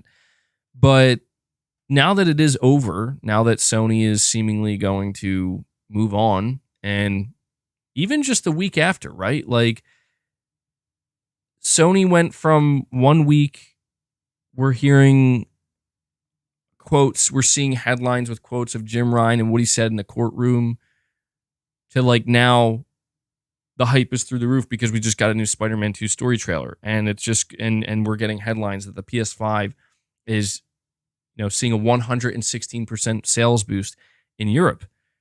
And it like shows you that the headlines, the narratives, again, the thing that I feel like I entertained for too long. And when I say I entertained it, I mean I literally allowed it to just control the conversation, even what I would decide to talk about, for too long. And you realize, like, it's just not indicative of reality. It's not painting an honest, clear picture. But even with what you're saying here, Sony being challenged, Sony having to step up to that challenge, potentially getting the best version of Sony maybe we've ever seen, something like this could potentially lead to that. Well, I appreciate that, man. I do. And I'm not just saying that because of the super chat, but I do appreciate that because, I don't know, man. Recently, I've just decided to have a new outlook on things, or at least try to. I will always have those parts of me that are sometimes going to be, like I said, negative. They're going to be skeptical. They're going to be ranty. But if there's one thing that I did walk away from the whole ABK situation thinking to myself, it's that the number one thing I disliked the most about it is I allowed it to take me too far away from what this is supposed to be about. And we all know what this is supposed to be about. On this channel in particular, what I decided and what I communicated to you guys is this is a channel dedicated to PlayStation, where we talk about not just games, but usually PlayStation games. But we'll talk about other stuff in general as well. We still do that, and I think a lot of people want that, right? But that's what this is. It is a PlayStation-centric channel. And and one of the biggest criticisms I've received during this whole situation, which I would agree with likely, is people just saying, like, look, man, I thought you were a PlayStation channel. Isn't that what this is supposed to be? And again, that's where it's like, I am truly just glad it's over, because I don't suspect it'll be the last time, right? It's not, I don't think it's the last time, but I think since this is the first time of something of this nature, something this big, we have an idea. Like, we have something to look back on. We have an experience to look back on and to say, this happened before, and we've learned some things from it. And I guess what I'm saying is, going forward, I plan to just kind of use that to my advantage. And I'm sure everybody will as well. Saying bottom line, we are not acquisition experts. We are gamers. Let's just stick to games. Yeah, dude. And it's quite ironic, because in the middle of this craziness that was the ABK, like more specifically the last month and a half, I'm like having the time of my life playing Final Fantasy 16. Like that, to me, that's like the great irony. And once I got to the end of that game and I platinumed it, it's like, that's when it kind of dawned on me. Like, as I'm platinuming and finishing Final Fantasy, this whole saga is actually coming to an end at the same time. It's quite poetic, actually. And it just kind of made me sit there, and I'm like looking, and I'm like, huh. weird. It's just like weird how that works. So, Oliver, man, I appreciate I appreciate everything, dude. I appreciate the 50 membership gifts. I obviously hugely appreciate that over $440 donation. Again, just mind-boggling support. It truly means a lot, man. And it's even, here's something else I want to point out. I want to point this out because like this is something that is kind of catching my attention. Even those community members here on the channel that, like Oliver, can show like, hey, MBG, I disagree with you with some stuff. I don't even sometimes, like he says here, like I wasn't a big fan of how you handled the ABK thing. I receive a lot of shit sometimes, right? Like at certain times. I mean, like some bad stuff comes my way. But this to me proves something. It proves that to me, it just goes to show how strong this community really is, where not only do we have people here who do agree with me and they let me know they agree with me and they show their support, but we have people who don't always agree with me on everything. And they are still here willing to not only show their support, but make it known like, hey, we can agree to disagree, or we can just have our own opinions and we can still have a strong community. We can still have some productive conversations. We can still have all of these things. And that means a lot to me. It does, because a lot of times I get accused of having a channel or having an audience where it's nothing but, everybody has to agree on the same things and everybody has to say the same things and, all that type of stuff. And it's just an echo chamber. And I've never viewed it that way. Never, I've never, people will say, oh, why'd you delete my comment? Or why did you block me on the channel? Like, dude, if you got blocked on the channel, it's because you literally were just being a dickhead.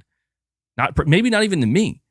There's like, I don't understand how just some people exist in certain spaces on the internet where it's like, they just think they're entitled to be completely rude and just to be nasty to people.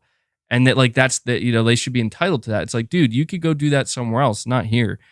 Here, we're trying to have a community where, again, like I said, we can talk about these things. We can share in our love for PlayStation and for gaming, but we can also be critical and we can also agree to disagree. And New Soul 9 chimes in with another $2 super chat saying, cough, New Soul 9, cough, cough. Absolutely, man. Another great example. New Soul 9 has donated plenty of super chats, shown this channel plenty of support, and he's made it clear that, many times we're like, MBG, I'm going to either challenge you or on what you're saying, or I'm going to disagree with what you're saying.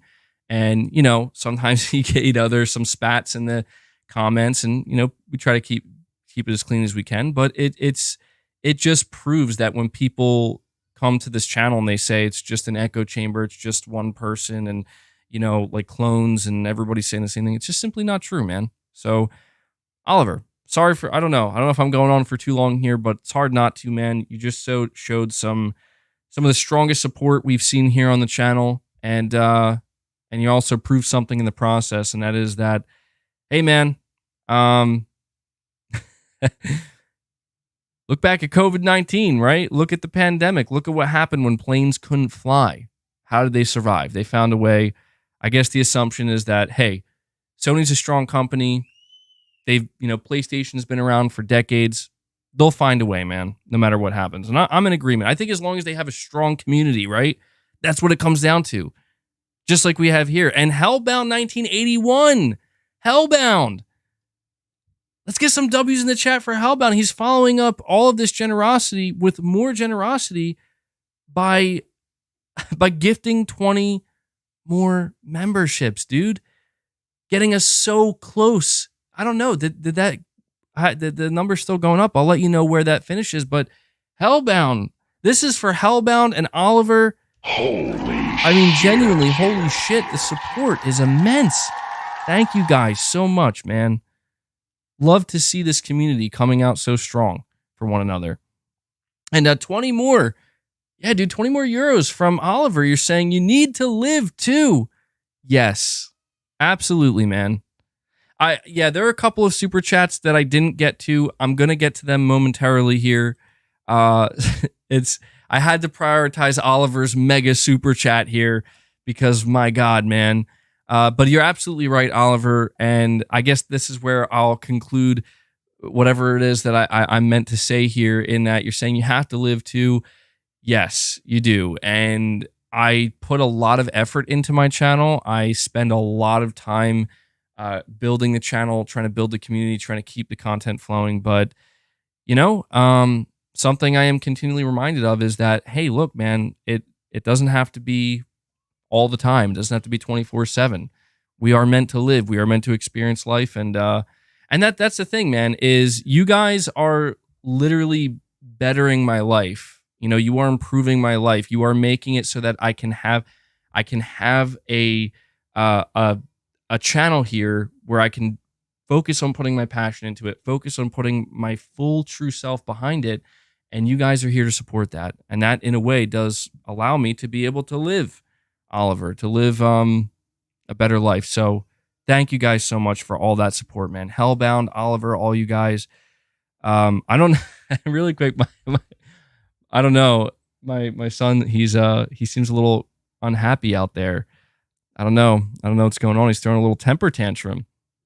I don't know if that's coming through. Dude, my son, when he throws a temper tantrum, he screams not like a cry. It's like a high pitched, like banshee scream. I don't know if any of you guys have kids or toddlers in particular. I don't know if that's a normal thing. I'm assuming it's a normal thing, but when he's throwing his tantrums, that's kind of his go-to. And I know my mic probably doesn't pick it up, and if it does, it's probably super faint. But it's always so awkward because I'm sitting here and I hear it clear as day. Like it's like very loud, and I'm like, I wonder if that's not coming through. There's always like this kind of weird situation where it's like I hear it, and it's very loud, but probably isn't coming through, right? Saying bring him in, MBG. I don't know, man. I don't think I would feel comfortable with that. Like I don't mind my face being on the internet, me being on the internet, but I don't know that I would do something like that. I feel like I have to maintain a bit of privacy. I do value my privacy. The internet is a crazy place, man. It is. But again, Oliver, one last time. Sorry if I sound like a broken record. Massive shout out to you, dude. And as I'm saying that, Oliver comes in and he drops 20 more gifts. Oliver is going absolutely berserk today, bro. I got to give him another one of these. I got to give him a crazy Arnold because he is going crazy. Another 20 bomb after dropping 50, following up Hellbound's 20. Look at this, man. Oliver, dude, as I was about to say, man, thank you so much, dude. Thank you for that support. That is incredible. That is generous. That is more than I could have ever asked for. Honestly, this community, generally speaking, I need with another 20 euros, bro. He's still going. Oliver, bro. You're too kind, man. You are too kind. You're saying, if you force me to it, I'm sorry, man. I'll have to cut it here because don't get me wrong, man. Like, I appreciate it, man. I do. Like, the last thing I'm gonna say is this. To Oliver and everybody else, especially everybody else. All you guys, you know who you are. Those who show the big support. You guys have shown me more direct support and fan funding than I could have ever asked for or ever imagined. And I mean that sincerely. Like, it's just so far beyond what I could have ever expected from this community, and genuinely shocking and surprising. So thank you guys so much, man. Oliver, thank you for the massive support today. Everybody else, again, you know who you are. The community knows who you are. The chat knows who you are. We salute you, man. We salute you.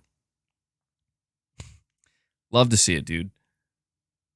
But But just to make sure I don't miss any super chats here, because I appreciate everything you guys do, all of you guys. We have Michael Lynch. Just want to get back to what you were saying. So, again, got a little bit off your super chat. You're saying I'm a little behind the battery life on that controller, talking about the DualSense. Doesn't bother me. I have a 10-foot charging cable. So yeah, I'm pretty sure the DualSense Edge comes with like a 10-foot braided charging cable, right? Pretty sure. Somebody correct me if I'm wrong on that. And I think that's a pretty smart move, because if the battery life is a little bit weaker, if it's weaker, then it would make sense to have something like that. Let me update this one more time, guys, because you guys absolutely crushed it today. Really quickly, we started with a goal of 10 members, and you got us to 117. Absolutely wild, man. I genuinely did not expect that. Don't get me wrong. I don't ever go into any of these streams expecting stuff like this, but it's like next level, man. So Michael, yeah, man. Again, I have the DualSense Edge coming soon. I'm gonna give you my thoughts on it. I'm gonna spend some time with it, and I'm gonna be curious to see if I need to pull out that cable and actually use it to charge the controller. I'm hoping not. Josh, thank you for the 2 back-to-back super chats. You're saying, wild, no one even mentioned Phil lying right to their face during that XCast podcast when he was straight up asked if Starfield would run at 60 FPS, and he said yes. You're saying dude is the biggest liar out there, but no, it's Jim. I don't know. Is that what he said, man? I would have to go back and watch that interview. I will tell you this, and it's not to... Look, I'm not trying to start any flame war here. It's just my honest opinion. I'm not going to refer to what you're talking about here, Josh. I'm not going to refer to the XCast interview. Instead, I'm going to refer to something more recent. I mentioned this before, but it is a great example of, when Phil Spencer tweets out about the ABK deal and he says, we're excited to bring more games to more people everywhere. And, the fact that he has the audacity to, but in all seriousness, like to actually put something like that out there, word it that way, knowing that we went through this already with Bethesda, the way that they talked about Bethesda, they said the same thing, like we can't wait to bring more games to more people, when in reality, it's like we get emails coming out that reveal, actually, we just can't wait to make this stuff exclusive. I don't like that. Like, to me, that's just very deceitful. It's very... I'm not saying I expect them to be brutally honest, because companies are never usually brutally honest. It's not in their best interest from a PR and marketing perspective to do that, from a reputation perspective. But I just wish that... I just wish Phil would be more straightforward at times. You know what I mean? That's all. So I don't recall if he said that, though.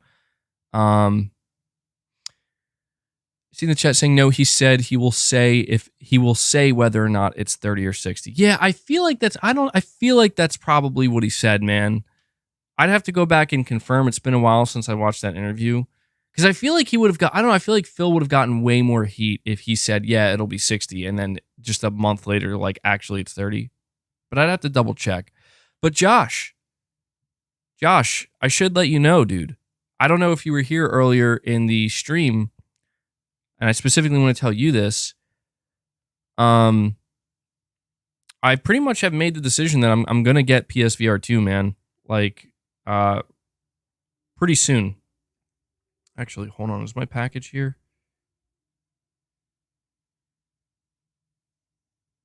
Hold on one sec, guys. I just got a notification. Okay. Actually, I think my... I think my DualSense package may have just arrived, and if it did, I'm about to, like, maybe, I don't know if that actually is what just arrived. Maybe I'll just do like an unboxing live, check it out.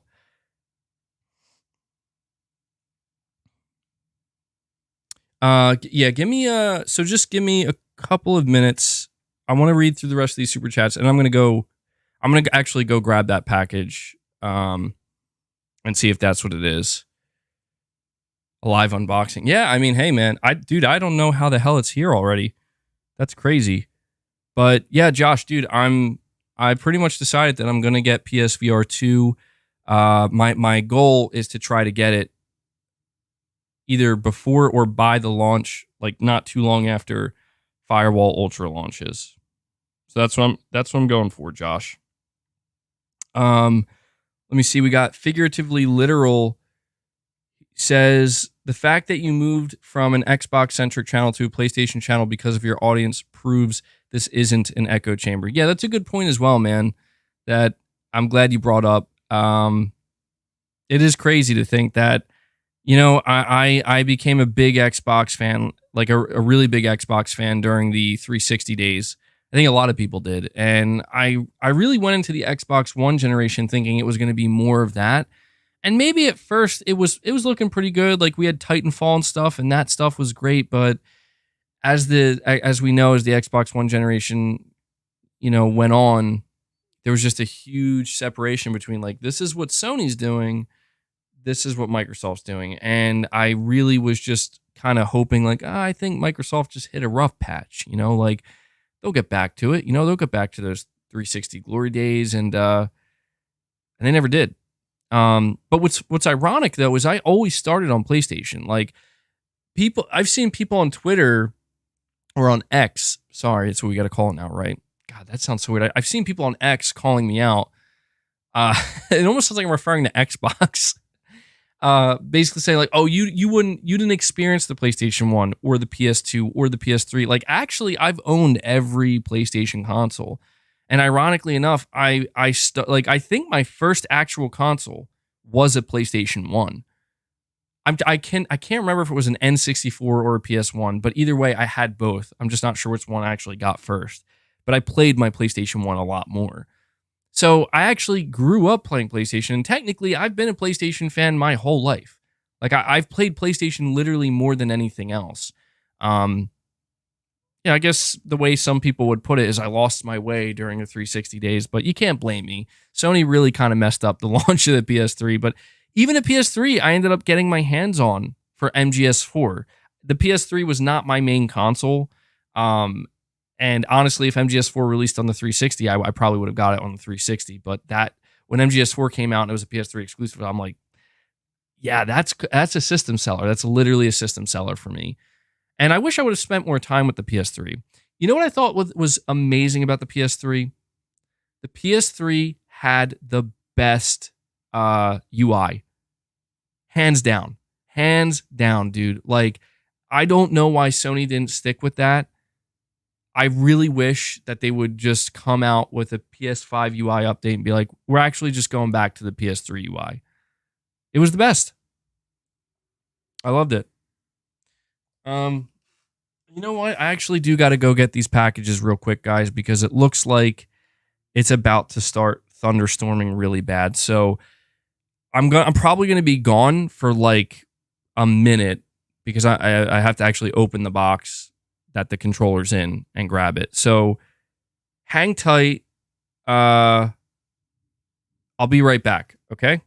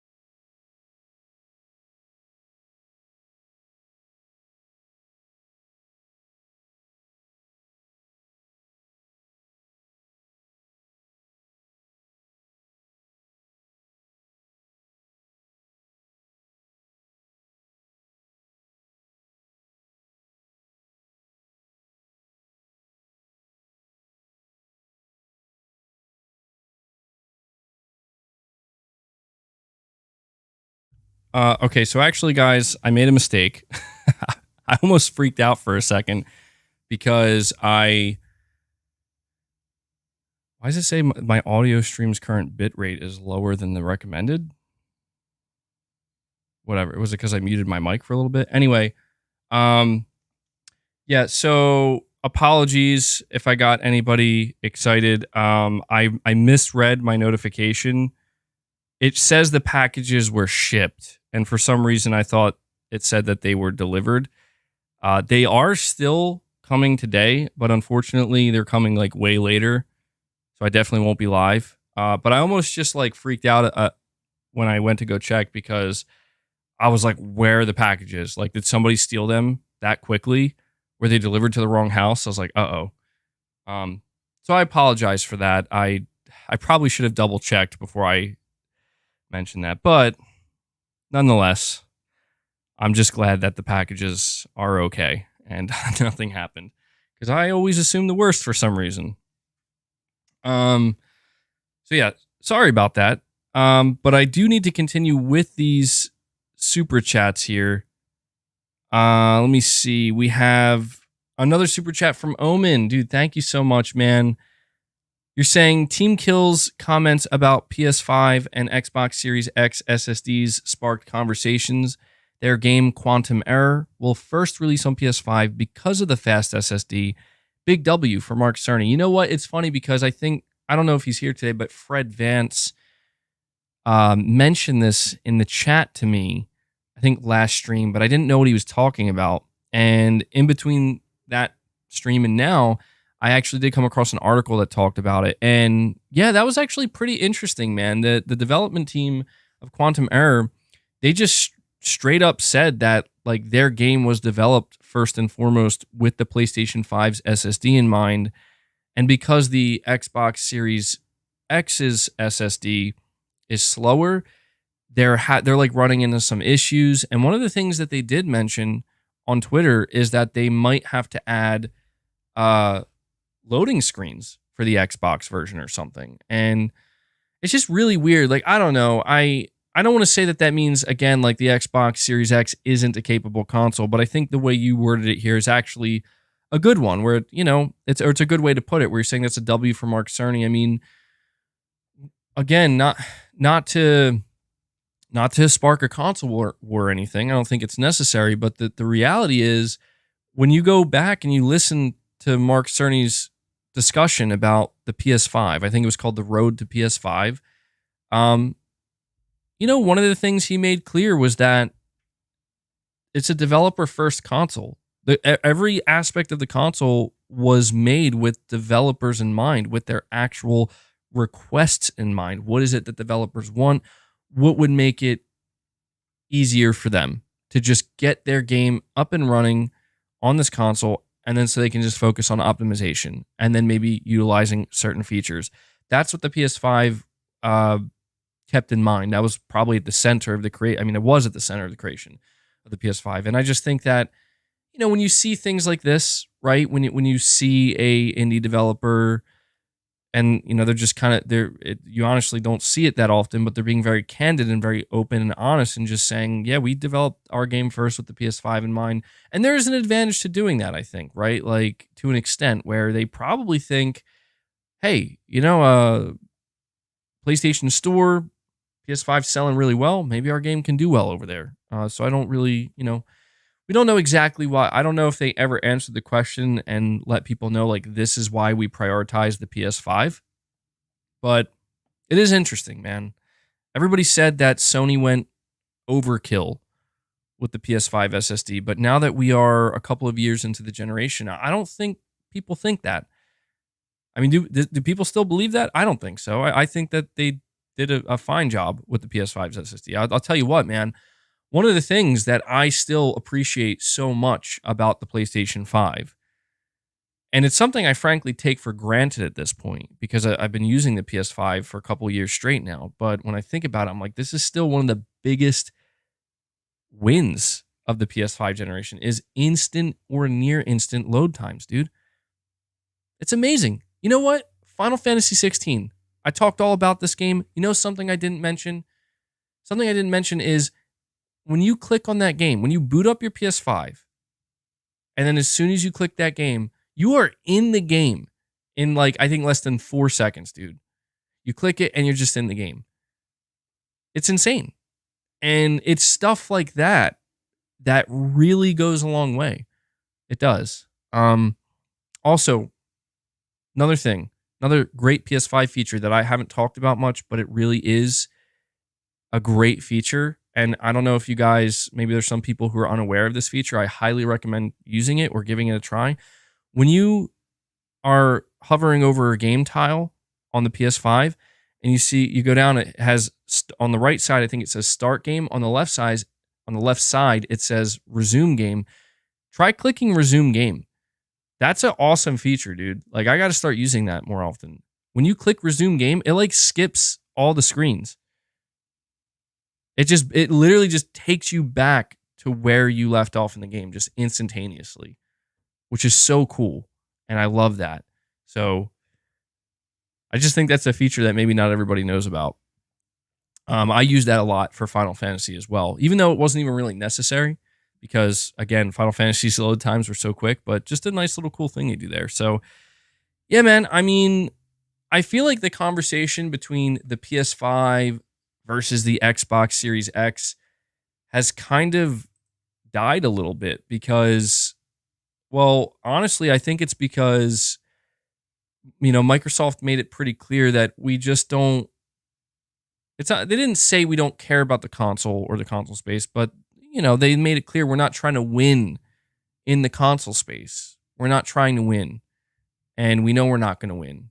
So because of that, I just think that, it's like, well, what do you say at that point? Like if somebody says when the PS5 Pro comes out and somebody says the PS5 Pro is now the world's most powerful console and Microsoft can no longer claim that, it's like, yeah, that may be true, but I mean, I think Microsoft said it all. I don't think there's anything else to be said between, like, there is no more fight, I guess you could say, in the console space. As far, maybe that'll change, but referencing that XCast interview that somebody, I think it was Josh, who mentioned earlier in a super chat, I mean, I think that was the day that Microsoft and Phil Spencer made it clear that in the console space, we're not fighting anymore. We lost. And that doesn't mean Microsoft lost as a company. That doesn't mean Xbox as a brand lost. It just means that in the console space, they're not, as he said, they're not trying to out console Sony or Nintendo. So I think because of that, it's going to change the nature of the conversation and the dynamics of the conversations regarding future console hardware from both Sony and Microsoft. But as I said, man, it is always interesting to hear directly from developers. I like these Quantum Error developers.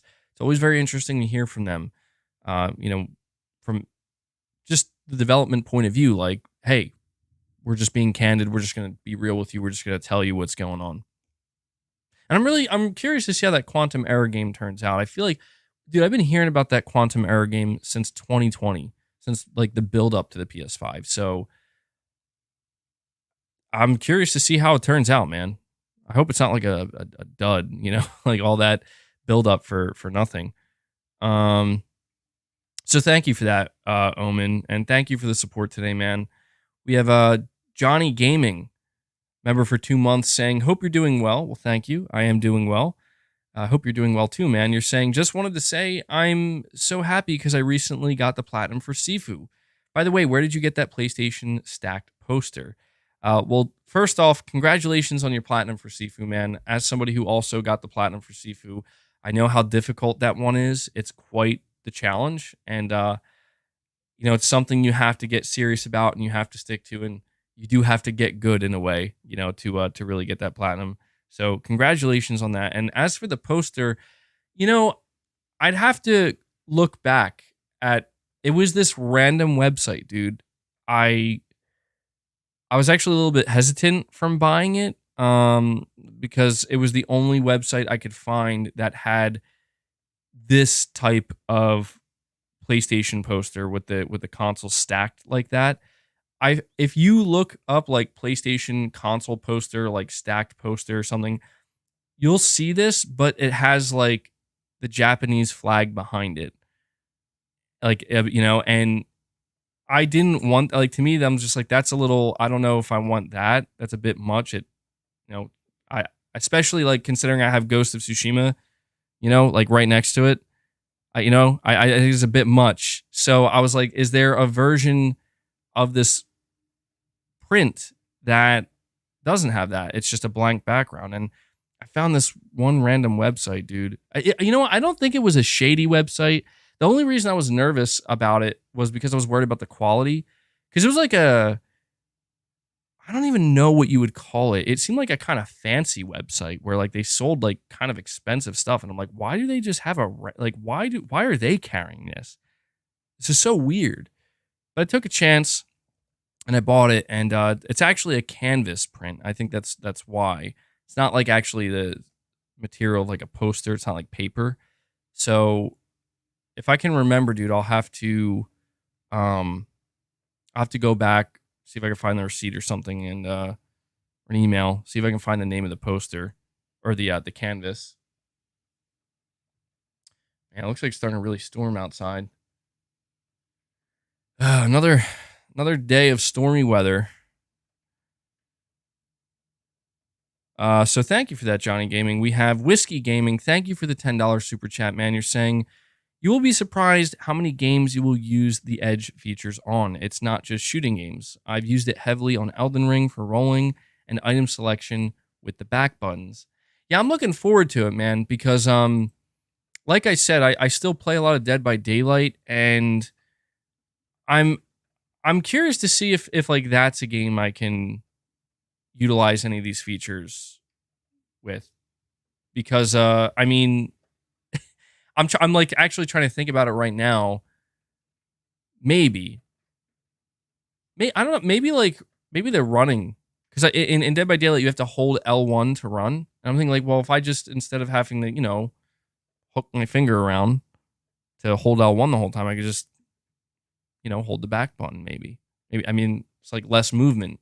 So I don't know that will give me any type of advantage necessarily, but maybe a convenience thing. So I definitely believe you, Whiskey Gaming, and that's one of the reasons why I decided to pull the trigger on it and buy it, because I'm just thinking to myself, like, there will probably be games where I start to use certain features on this that I didn't think about it. I'm like, oh, this is amazing. Or like, oh, this is totally convenient.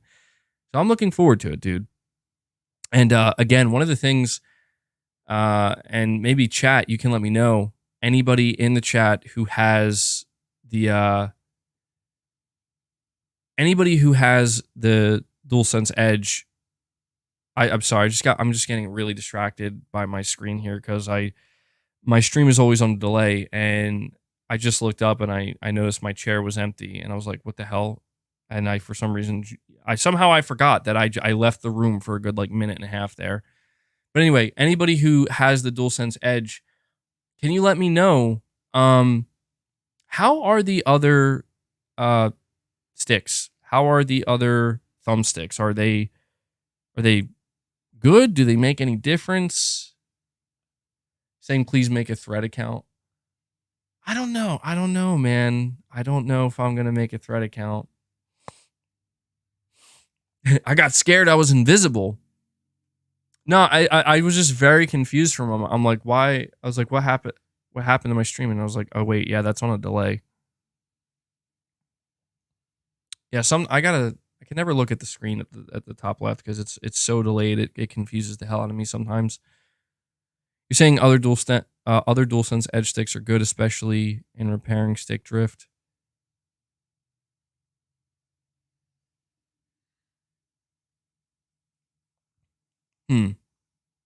Yeah, I don't know. I'm looking forward to it. I have to admit, I'm a little bit more excited for the controller than I think I realized. So we'll see, man. Am I going to buy the Spider-Man 2 plates and DualSense? Probably. At this point, I don't know. Like the plates I'm torn on. I kind of want to get the plates to collect them, because I just think it's kind of cool that we're finally starting to see Sony do that. Like they're putting out plates for specific games, and I imagine they're going to be, they're saying they're limited edition, so they will be limited. So I'm thinking about it. The DualSense I definitely want to get because it looks very. I like the Spider-Man DualSense. It looks good. You know what's DualSense? Guys, is the God of War Ragnarok DualSense still available, or did I miss the boat on that one? Because I never got around to getting that, and I don't know. I was just like thinking about it, like I'm gonna get the Spider-Man one. Saying I missed the boat. You know what? I want to look it up now real quick.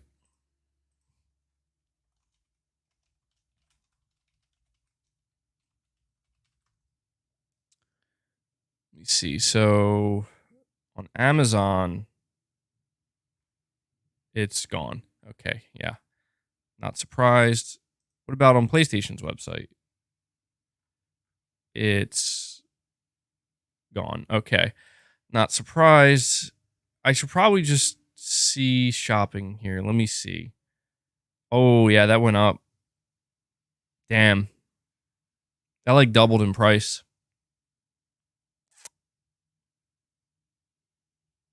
$120.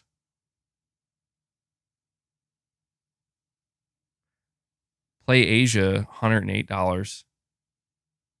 Shit. I really did miss it. eBay, I think eBay is listed $112. That's a lot. That's a lot. I don't know. I have to think about that one.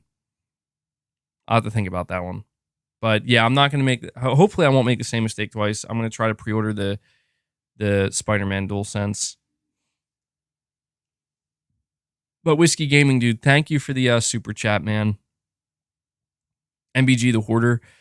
Yeah, I don't know. I mean, I don't want to go crazy with like collecting stuff, but because I was just thinking about it, and I'm like, I don't really have anything, at least not that much at all, from like the previous console generations. Because I never really was a big collector. Like I would buy, like I have some physical games and stuff, but like not from the PS1 or PS2 era.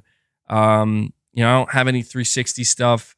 Now, honestly, I don't know where most of this crap went, dude. Like, I don't know if I sold it. I feel like I traded stuff in when I was younger. Like, I would just constantly trade stuff in. And I obviously I don't know if I necessarily regret doing it, but, it would be, I guess I think to myself, like, it would be cool to have some of this stuff now because it's been so long. It would just be cool to kind of have it and look back on. And, I'm realizing now, I don't know how many more console generations there's going to be. I'm assuming there's going to be quite a few. We can hope. We want there to be more console generations, right? I want to be playing the PlayStation 9 at some point in time. I do. And so I guess I'm just thinking like I should just probably try to start getting this stuff now and holding on to it because I know that I've always kind of had this like mentality of it's time to just move on to the next, out with the old, in with the new. But I don't know, man. I'll be honest. This console generation has been very different to me. The PS5 console generation feels like the first generation where I really was like, I don't know, just fully immersed. I've always been very immersed in gaming culture and being passionate about it. But this time around, I don't know if it's just because I'm older and I'm just like more aware, I guess. I don't know. Like, I just view gaming differently now than I guess I did certainly during the PS1, PS2 times. I was very young, basically a kid.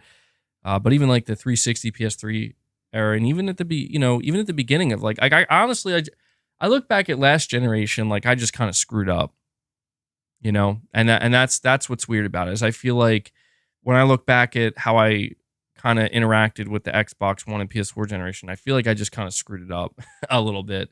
And I guess the PS5 generation kind of felt like a fresh start. Like, here we go, man. Let's go all in. Let's go all in. And saying PlayStation 9 won't exist, it will just be PlayStation streaming platform. I don't know, man. Let me ask you, if there's a PlayStation 6 and it sells 130 million units, and then there's a PlayStation 7 and it sells 110 million units. And then there's a PlayStation 8 and it sells 100 million units. You think Sony's not going to put out a PS9 knowing like this will probably sell maybe another 100 million units? You know, somebody said this one time. I forget. I don't know who it was. Maybe it just was somebody in the chat. I don't remember. They said, like, as long as Sony continues to sell hundreds of millions of consoles, they will keep selling consoles no matter what. And I fully believe that's true. You're saying the R&D wouldn't justify it? I don't know, though. Well, you could be right about that. I guess it depends on where technology goes and the cost associated, like you said. You know what? You're saying that's true. You're saying there's zero profit in consoles. While that may be true, keep in mind and I've always made this argument, and I think even Sony has said this themselves. The thing about a console is it is an investment, and there is a difference between a customer who pays $500, $400 to invest in a console during a generation.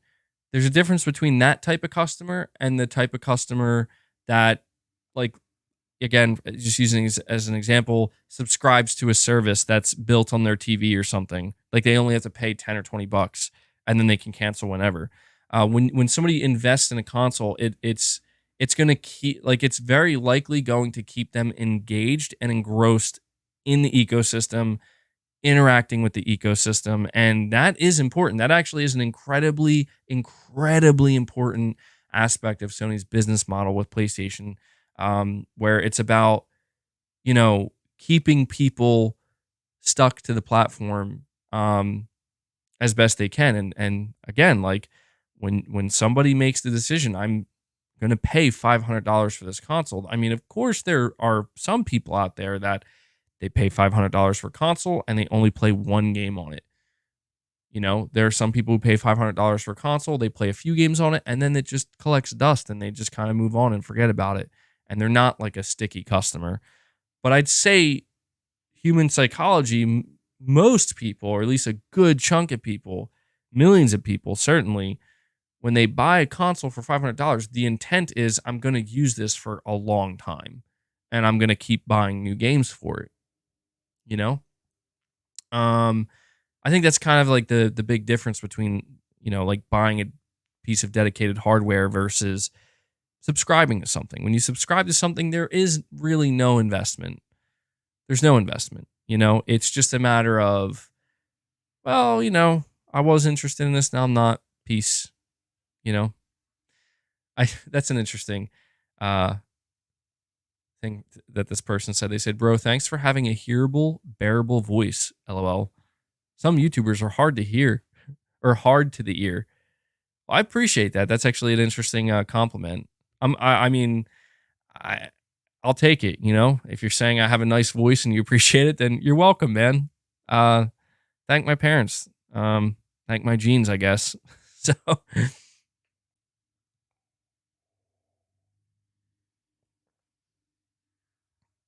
all right. So, New Soul 9 with a $10 super chat. You're saying, MBG, I disagree. Microsoft shouldn't go back to the Xbox 360 era because really that era was all about making deals. They need to focus on building a foundation like Sony did. At this point in time, I do agree with you. I think that it's too late. I think that there was a good opportunity for Microsoft to get back to the 360 era at I'd say at the midway point of the Xbox One gen. If they really were serious, we're going to go back to the way we did things during the 360 days, they could have done that. But I do agree with you now that so much time has went on and they kind of did get left so far behind in some ways that, or maybe not left behind, but the competition just went so far that this foundation you're talking about them building, that is what they are doing. You know, again, whether or not it's going to work out the way Microsoft and the fans think it will, whether it's going to work out the way, you know, the industry thinks it will, it remains to be seen. That's the thing. When you build a foundation, at least in this context. You're building a foundation for your platform and your ecosystem. There's no guarantee. There's no guarantee. But Microsoft does seem confident. And one thing Microsoft does have is the money to make it through some hardships. You can't call it a hardship at that point, but they kind of, I don't want to say force their foundation to work, but in order to build upon that foundation, they might need more money. Well, I think we're clearly seeing they need more money to do that, and they have the money. So that's the thing. I guess in this case, Microsoft has the money to pull that off, to do something that I think a lot of companies it would likely sink them. Where they did build a foundation during the 360 era, they almost, they built it up, and then it came crashing down, and they had to rebuild it, and that's what they're doing now. And like I said, man, they got the money to do that. So, and Nuso9, I got a couple more super chats from you, man. I'll check them off here with hearts. I'll just read them now to follow up what you said. You said, looks like you're responding to Space Gambler Jr. You're saying yes, but those great games, in quotes, they had in the Xbox 360 is not ideal in the long run. You need to get those great games from your first party. It's actually kind of funny because, well, actually, in your last super chat here, you say yes because of the lack of foundation, aka lack of studios. It's kind of funny because New Soul 9, you're not, I don't think you're wrong for the simple fact that it is, what you're saying is generally true in that during the Xbox 360 days, Microsoft was making a lot of deals, and I think that something most people, including myself at the time, I certainly wasn't aware of it. Something that a lot of people weren't aware of, and I think these deals can the deals that Microsoft was making in the 360 era, they would hide this fact, or at least do a good job of hiding it and not calling attention to it. And that is that you don't really have many studios that you own. Like you really don't have many at all. You only have a very select few. And you did see like some efforts being made at times, right? Like I'm trying to remember, and chat, correct me if I'm wrong on this. I feel like I remember at one point in time, because Gears of War was not actually created by a Microsoft studio. It was not created by Microsoft. Like Gears of War was created by Epic Games. And at some point, Microsoft bought Gears of War from Epic Games, and they formed a studio, which is now the Coalition, to be the Gears of War studio. And obviously that studio was founded with a lot of the people who worked on Gears games. And that's just so crazy to think because, I mean, when people think about like some of the, what was the, you're saying they bought Bungie at that time too. Well, it's crazy because when you think about the 360 era and, when people think back to the PS3 and 360 era, Gears of War is like one of the standout games. Like, damn, dude. People are going to just flock to the 360 because of Gears of War. And I just think no one really knew that this wasn't an Xbox. I mean, I'm sure some people knew, but generally speaking, everybody was just like, yeah, it's an Xbox game, and Microsoft made Gears, right? Like they made Gears. It's an Xbox game. At least that's kind of how I viewed it. So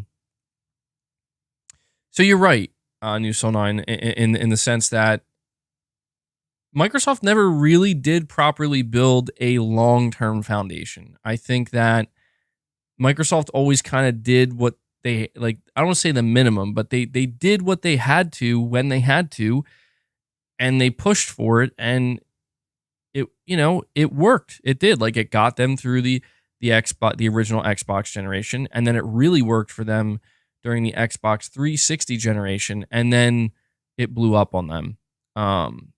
Where they got, if you think about it, it's funny to think that if Microsoft didn't make the mistake of TV and Kinect, think about this for a moment. Not to talk too long about Microsoft here, but it's crazy to think that if Microsoft didn't make the mistake of TV and Kinect and always online DRM, if they didn't do that, and instead they just did the same thing they did with the 360, which is let's make more deals. They could have. They had the leverage coming off of the 360 era. Let's get more, let's just make more deals and see where it goes. Dude, they would have been fine. Like that, I think that's the saddest reality of the reveal of the Xbox One, is that really truly all they had to do was just repeat what you did. Just do it again, and people would love it, man. Like people would eat it up, and people would be happy. More importantly, and for some reason, that's the thing is they did do that. To be clear, like they did still have some deals. They did still have a pretty good launch lineup. They had these games.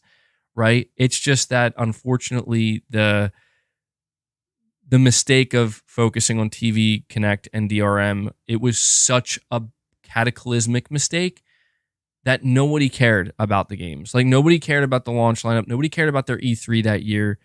The only thing people cared about was, you guys done fucked up.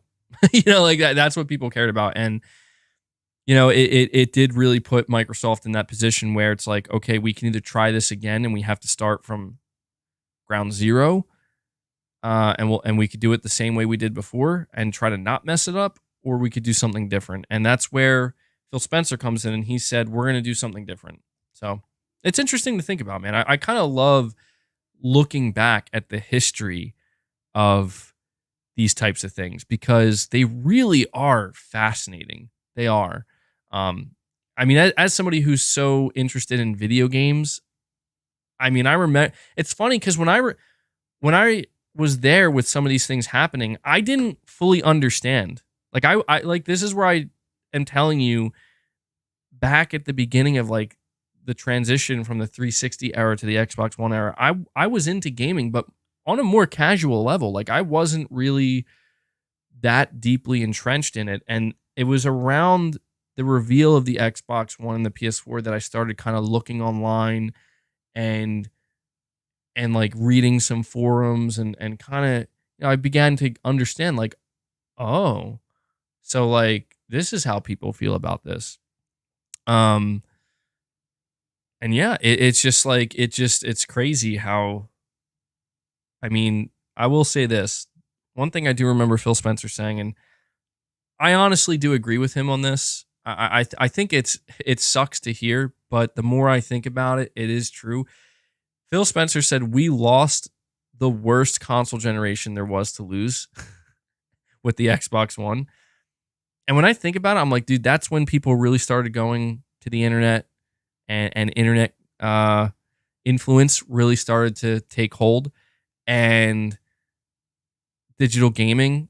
So I actually agree with him. I think Phil's right in that was the worst generation to lose, man, because I don't know where you go from there. I mean, look, I've went on my tirades, I've went on my rants, and I've always said that all Microsoft has to do is this, all Microsoft has to do is that, but I've always had the privilege of being able to say those things in my chair. Like I don't think anybody would blame me. I just kind of look at Sony, I look at Nintendo, and I've always just thought like, well, they can do it. Like, look at what they're like, just do what they're doing. And I don't know, man, like maybe Microsoft just was forced with the truth that we can't do that. Like we legitimately can't do what Sony does. We can't do what Nintendo does. We just can't. This is what we can do. So this is what we will do. And I think that's where we are, man. For better or for worse. Again, I'm not saying that's bad or good. I'm not having that conversation anymore because it's pointless. We don't know. We'll see. The future has yet to be written, right?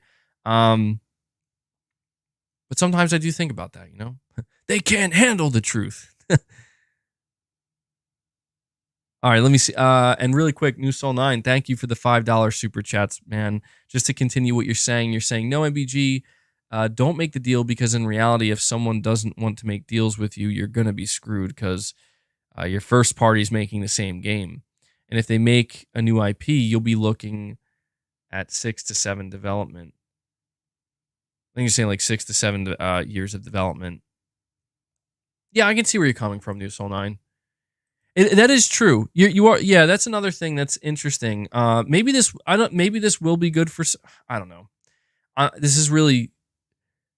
Again, it's just speculation. Maybe what's happening in this industry could, in a way, be good for Sony in that it is. Well, you know what? Let me put it to you this way. There are some good aspects to this. There are pros and there are cons to everything. This is something we've talked about on the channel many times.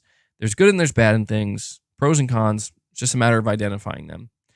I've talked so much about the negatives and the bad about, acquisitions and consolidation, but I will say this. Once it became clear that Microsoft was going to start buying studios and then buying publishers, it did kind of force Sony's hand. Well, not kind of, actually. Let me take that back. It did force Sony's hand because we've never seen Sony make acquisitions as rapidly as they did. And look at who they acquired, though. To me, that's the thing that I focus on, where I'm like, they got Housemarque. That's amazing. That is a match made in heaven. Like, they should have had Housemarque. But you can tell that there was like that added pressure where it's like, I mean, even when we looked at the court documents, there was a list of all these studios that Microsoft was considering potentially acquiring. Housemarque was on that list. So, Sony was probably aware, like, dude, we got to get these guys. If we don't lock them down, somebody else will. And it could be our competition. So, you think, Blue Point Games is another great example. Sony deciding to make an investment in studios like Haven, studios like Firewalk, and even though they made an investment in Deviation, apparently that didn't work out. But you do have to question naturally, like, would Sony have done these things? Firesprite, would they have done these things if consolidation wasn't happening? And I won't lie to you, as a PlayStation fan and somebody who is an enthusiast about the PlayStation platform, I don't view Sony, getting studios like Blue Point and Housemarque and, new studios like Firewalk. Well, Firewalk, it could be a bad thing. We don't know. But I don't view that as a bad thing inherently. I view that as like, oh, well, that makes sense. And that felt like it was a long time coming. And I'm glad to see it's kind of all happening now because it felt like the natural progression, I guess you could say, of how these studios interacted with Sony. Same thing with Insomniac, right? But we are reaching a point, like I said, of escalation where we're talking about investing in the foundation. I think Sony has an incredible foundation. I think that is the strongest thing that Sony has. They have an incredibly strong foundation that is supporting so much and is risen so high, that it's been built upon so high that it would be very difficult for all of that to come toppling down. The only thing that still makes me a little bit nervous, ironically enough, is when we talk about acquisition and consolidation, it's going to continue to escalate. I think we've seen the pros in that. And it's what I just listed. Sony going after studios that make sense, that, if they felt too comfortable, they would have just not made offers. But Sony's saying, okay, we got to invest further here. We got to lock down these studios that do good work for us, that we have good partnerships with. But as it continues, you really have to start to ask yourself, like, is Sony going to start thinking, okay, now we might have to start going a step further. Now we might have to start having conversations and negotiations with Square or Konami or Capcom. Maybe we could try, or somebody else. And I'm telling you guys, I really sincerely don't want to see Sony buy a publisher because I just don't think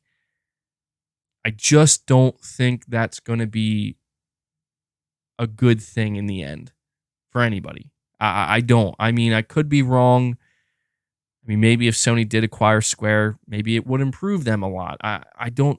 I'm not saying it would only be bad. It's just I have this instinctive gut feeling that regardless of what Microsoft's doing, like I get that Microsoft's going to continue to pursue publishers and their own. They're going to do their own thing. They're going to walk their own path. I don't know that Sony. I would much rather see Sony continue doing what they have done, and that is target the diamonds in the rough. Don't go after the big guarantee. Target the diamonds in the rough, and maybe at the top end, maybe what we saw with Bungie, like that. Like to me, that's as far as Sony should go. Is if you really feel like you have to, and the offer's there, and the deal can be made. There's an opportunity to acquire like a big studio. I see people mention like From Software. I don't know if that would be possible, but like people mention like CD Projekt Red, From Software, and others. Okay, like I could see why Sony would do something like that, similar to what they did with Bungie. But I think that's still a dangerous game. I still think that's a lot, man. You know, it's you're taking on a lot. And that's not what Sony does, man. Like Sony takes on a little and then they grow. You know, they bring him in and they grow him from inside. They you know, and that's why when Sony bought Bungie, it was such a like, what? You know, like Sony just doesn't do stuff like that. We know now why they did that for the live service guarantee and the live service expertise. Like I think Sony, you know, people say all the time, like Sony needs more RPGs. Like Microsoft has so many RPGs, man. Sony needs to get in on that. And it's like, well, there's two options Sony has. Number one, task one of their own studios with build an RPG. Like, let's see what you got. You know, get creative. Do what you do best. Could be that. I mean, there's rumors that Santa Monica Studio is working on like a space RPG. I don't know. I'm more inclined to think it's not an RPG and more of like a, you know, AAA story-driven game. But those were the rumors. Or the other option is they could make a deal. You know what I mean? Starfield's off the table, obviously, but there are going to be other RPGs made by other studios. There are more studios than ever being built by veteran developers, just like Haven, just like Firewalk, where they're popping up all over all the time. You know, you hear the announcements of this studio and that studio with all of these veteran talents that are known for big games, and they're going to make their own new stuff. And I think that, you know, I think it kind of calls back to Oliver's super chat here, where he says he views this as a challenge for Sony. And this is where maybe that is the challenge, where Sony has navigated certain challenges in the past, some more gracefully than others, but generally speaking, when it comes to navigating the challenge of how do we secure great content for our platform and our players, Sony's proven we crushed that challenge. Now, you know, now the challenge has gotten greater, right? The difficulty has been increased. Well, hey, you can still do that, and you can still do what you do best, but now you have a competitor, potentially multiple competitors, that are going to be out here gobbling things up. So the real challenge for Sony, I think, is to, number one, question, do we continue to do things the way we've done them and trust that that'll be enough, or that those things will even still be there? Or number two, once they make that decision, they have to actually then find that talent. They have to go, like, finding a diamond in the rough when consolidation isn't happening is already hard enough as it is. Finding a diamond in the rough while consolidation is escalating and beginning to happen more rapidly can become nearly impossible because it's like you have to worry about two things at once now. You have to worry, where is the talent? And then you also have to worry about, but the talent that's already there, are they going to go?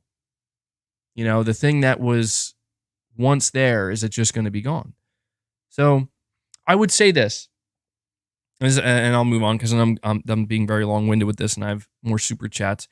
I will just say that I think, for me personally, I would want to see Sony quadruple down, if possible, on aggressively going after the diamonds in the rough, even if it becomes a lot harder.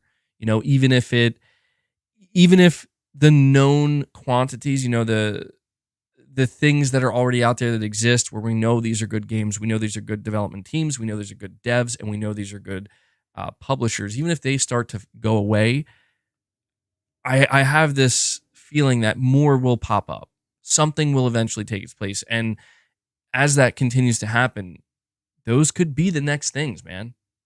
All these big brands and all these big names are being purchased, and the reason why is because it's like there's this belief that this is a guarantee. And yes, right now it's a guarantee, but we don't know the future. I mean, did you guys see recently that apparently Disney, Bob Iger is floating around the idea of trying to sell Disney? What? Like, Disney went on like one of the most insane spending sprees ever, just acquiring everything.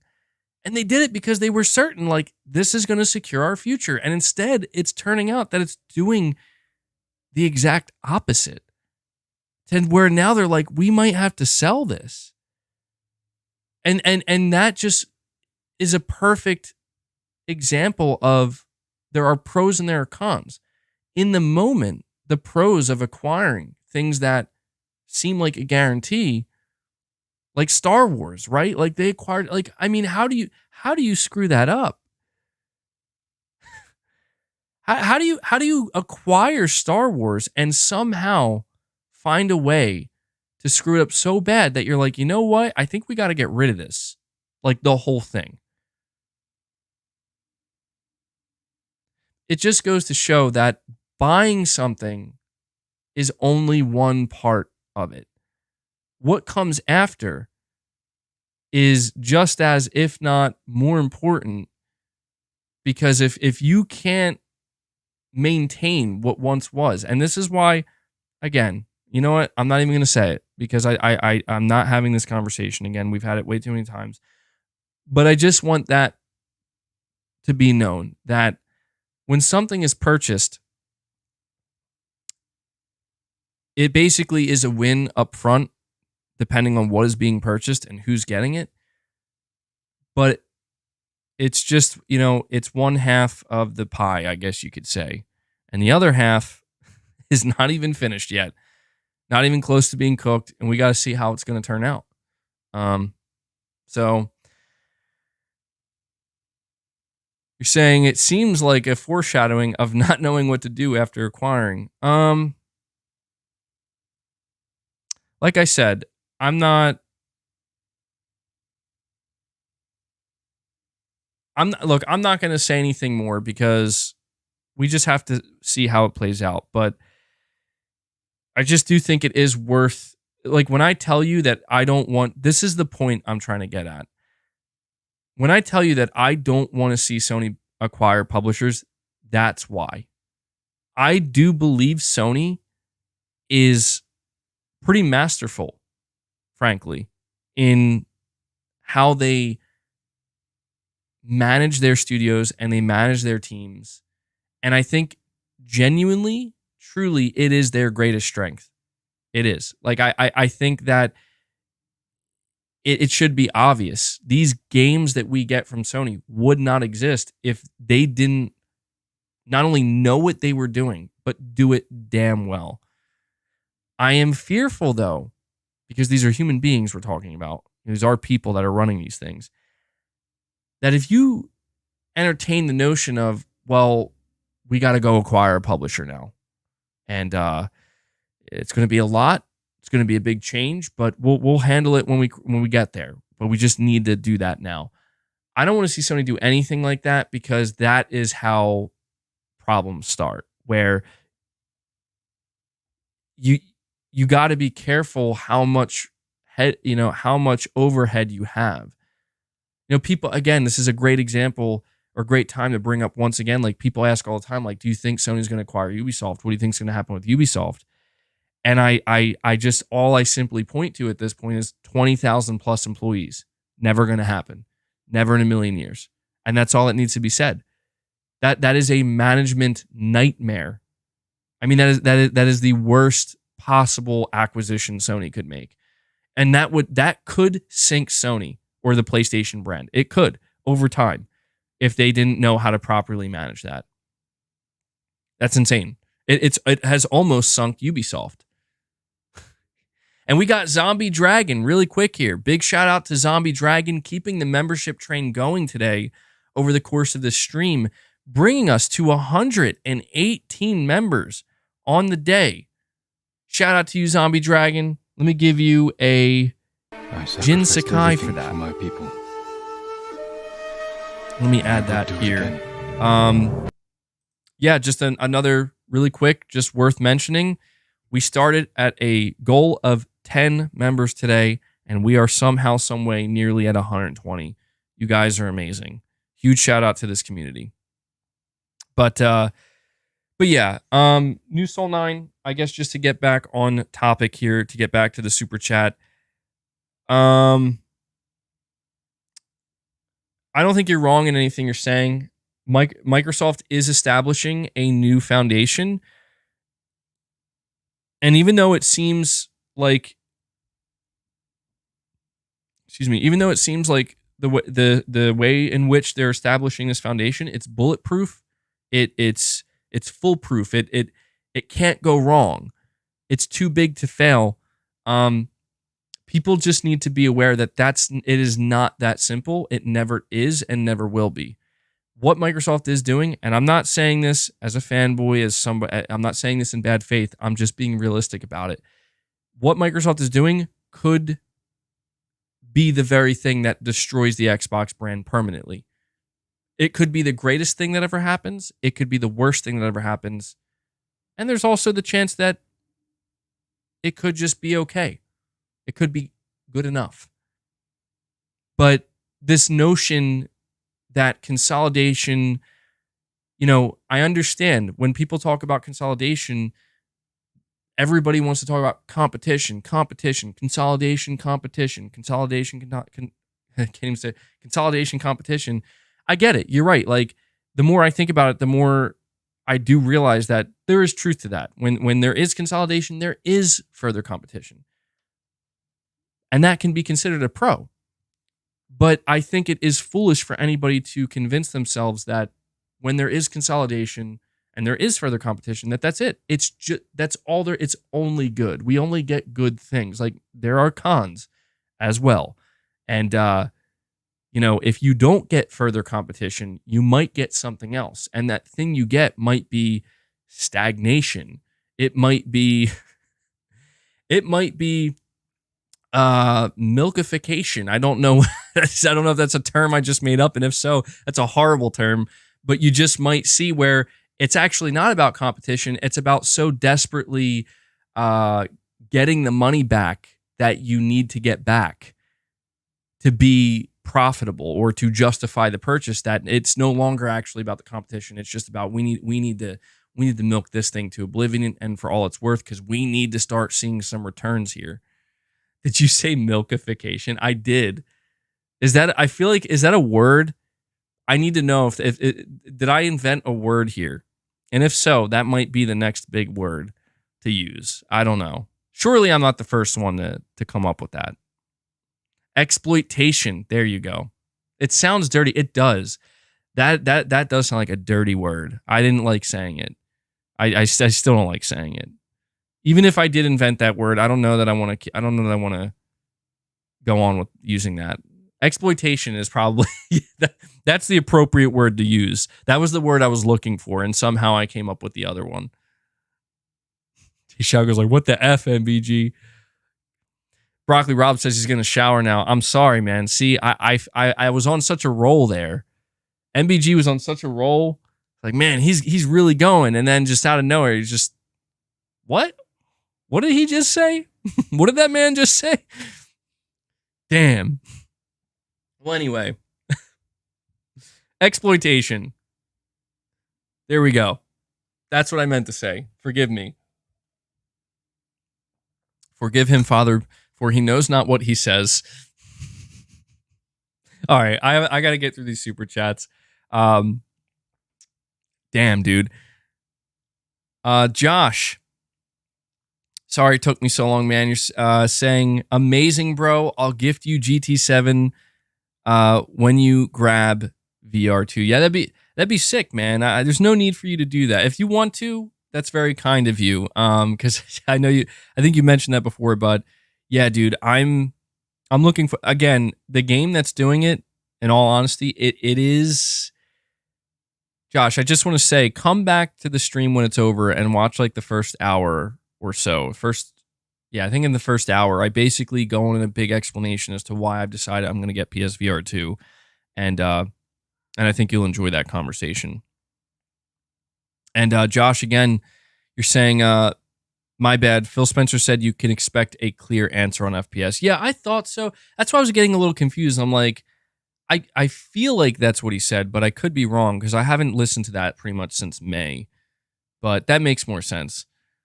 And I guess he was truthful about that. Let me see. We got New Soul 9 responding once again to Space Gambler Jr. Thank you for the 10, New Soul 9. You're saying you missed the point. I'm trying to make. Look at Square Enix, how they don't want to make a deal with Xbox no matter how much they pay. You forgot it takes two to tango to make that deal happen. You know what's weird, man? Because New Soul 9, I mean, that is true. It seems that Square is just frankly unwilling to work with Microsoft. You know what's weird, though? There's been some insinuation from, like, insiders, I don't even, maybe even Xbox insiders in the past, that like, Microsoft did something. Like, they basically did something to potentially tarnish the relationship between them and Square. And if that's true, we never learned what it is. It could be nothing, but there's been some insinuation in the past that Microsoft basically pissed Square off or something, or offended them, or I don't know, just blood in the water type thing. If so, I would like to know what it is, but I don't know, maybe not. I see Gaming Survivor in the chat is using my new term. Dude, I should make that an emoji. I don't know if I could. Yeah, I should make that an emoji. What should that emoji be, though? I'll have to put some thought into this. Let me see here. We have Top Shotta. Thank you for the 10, man. You're saying the game industry is very difficult to consolidate because of the low entry to game development success. For example, Stardew Valley. It was developed by one person.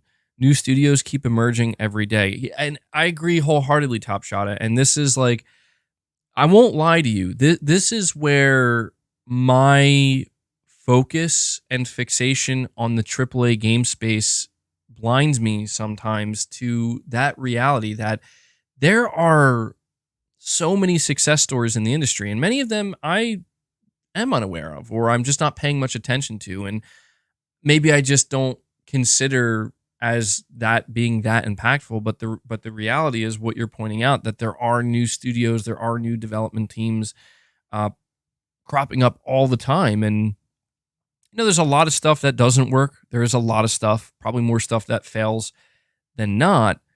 But there's also, but because of just the sheer volume, just the sheer amount of, like you said, people getting involved in the game dev and amount of new studios popping up, it's just, it's, again, there's another studio that Sony, it's just reminding me, there's another studio Sony's working with that has yet to even be announced, and they're called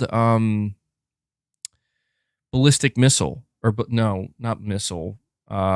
Ballistic Moon. Sorry. The studio's name is Ballistic Moon. Like, you want to come up here? Come on. They're called Ballistic Moon. And, come on. Please don't hurt me. Please don't scratch me. Okay. You just had to come up that way, didn't you? Sorry, guys. Leia wants to be part of the stream here. Hopefully you can see her. I feel like I gotta lower my camera a little bit because anytime my cats jump on my lap, you can't really see them. See if I can. There we go. It's a little bit better, I think. And she's gone. Okay. Well, that was very short lived, but Leia said hi nonetheless. Our queen. Yeah. Boss is over here just chilling next to me. I don't want to bother him. What the hell was I just saying? Leia just totally. Can somebody remind me what I was just saying? Because for some reason Oh, you know what? Sorry, I got it. No need to remind me. Ballistic Moon. Thanks a lot, Leia.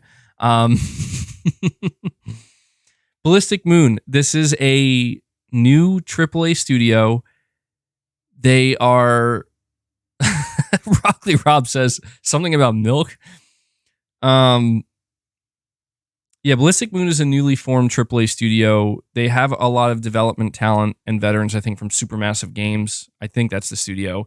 And Sony's working with them. You know, Sony invested in them, basically, and they're making a PlayStation 5 exclusive, you know, and just some really good stuff being done there. And we don't know. Like, it could fail. It could not work out. You know, it's a risk nonetheless, but that's what I mean. They could be a diamond in the rough, dude. Like Ballistic Moon could be a future PlayStation studio. And Sony's getting involved, you know, from the ground floor to kind of see, like, where's this going to go? You know, we want to be part of it if it goes somewhere good. And yeah, you'll love to see it, man. So I agree, Top Shot. That is a great bright spot in all of the fear mongering and negativity that I bring to the table a lot of times when it comes to consolidation in the gaming industry, is that there are so many teams, so much talent, and it's just continuing to grow. Zombie Dragon with the $5 saying the entire reason why Disney is considered selling, it could a lot of their. I think you're saying it could be because a lot of their confidentialities aren't that good. Well, you know, to be honest, Zombie Dragon, I haven't looked too deeply into it. Like, I've been seeing people saying that they're doing it because of subscription services and, you know, all that stuff. And it's like, the reason why I guess I didn't look too deeply into it is because it is the movie industry. It is the TV industry. It's not gaming. I mean, Disney is involved in games, obviously, but it seems like that's where their main focus is. And I guess I just haven't looked too deeply into it because even though I brought up earlier that it might be something we want to pay attention to, like, it is quite ironic that one of the biggest companies that does the most consolidating is now saying, like, we got to sell. You're possibly looking into selling, like, and they've just been running into a lot of issues. It could be a sign of what's to come for the gaming industry, but at the same time, maybe not at all. The gaming industry, I don't like talking about the gaming industry like it's the same as the movie industry or the music industry or any of these other industries. It's not. It is its own medium. And it has a lot of things that are unique to it. And I think because of that, it creates nuance. It creates layers. And in those layers, that's where the differentiating factors may lie. So you may be right, Zombie Dragon, but when it comes to gaming, I think Microsoft, I feel like maybe they're the best. It might not just be Microsoft. Actually, you know what? Embracer Group. Even more so than Microsoft. Embracer Group is probably the first true example in the gaming industry of what happens when you bite off more than you can chew in terms of acquisitions. When you just buy and you buy and you buy some more, and hey, we'll just keep buying until we can't buy anymore. And I feel like that rhymed. Like some Dr. Seuss stuff going on here. But yeah, I feel like Embracer Group, for those who aren't aware, they just they announced recently that they have to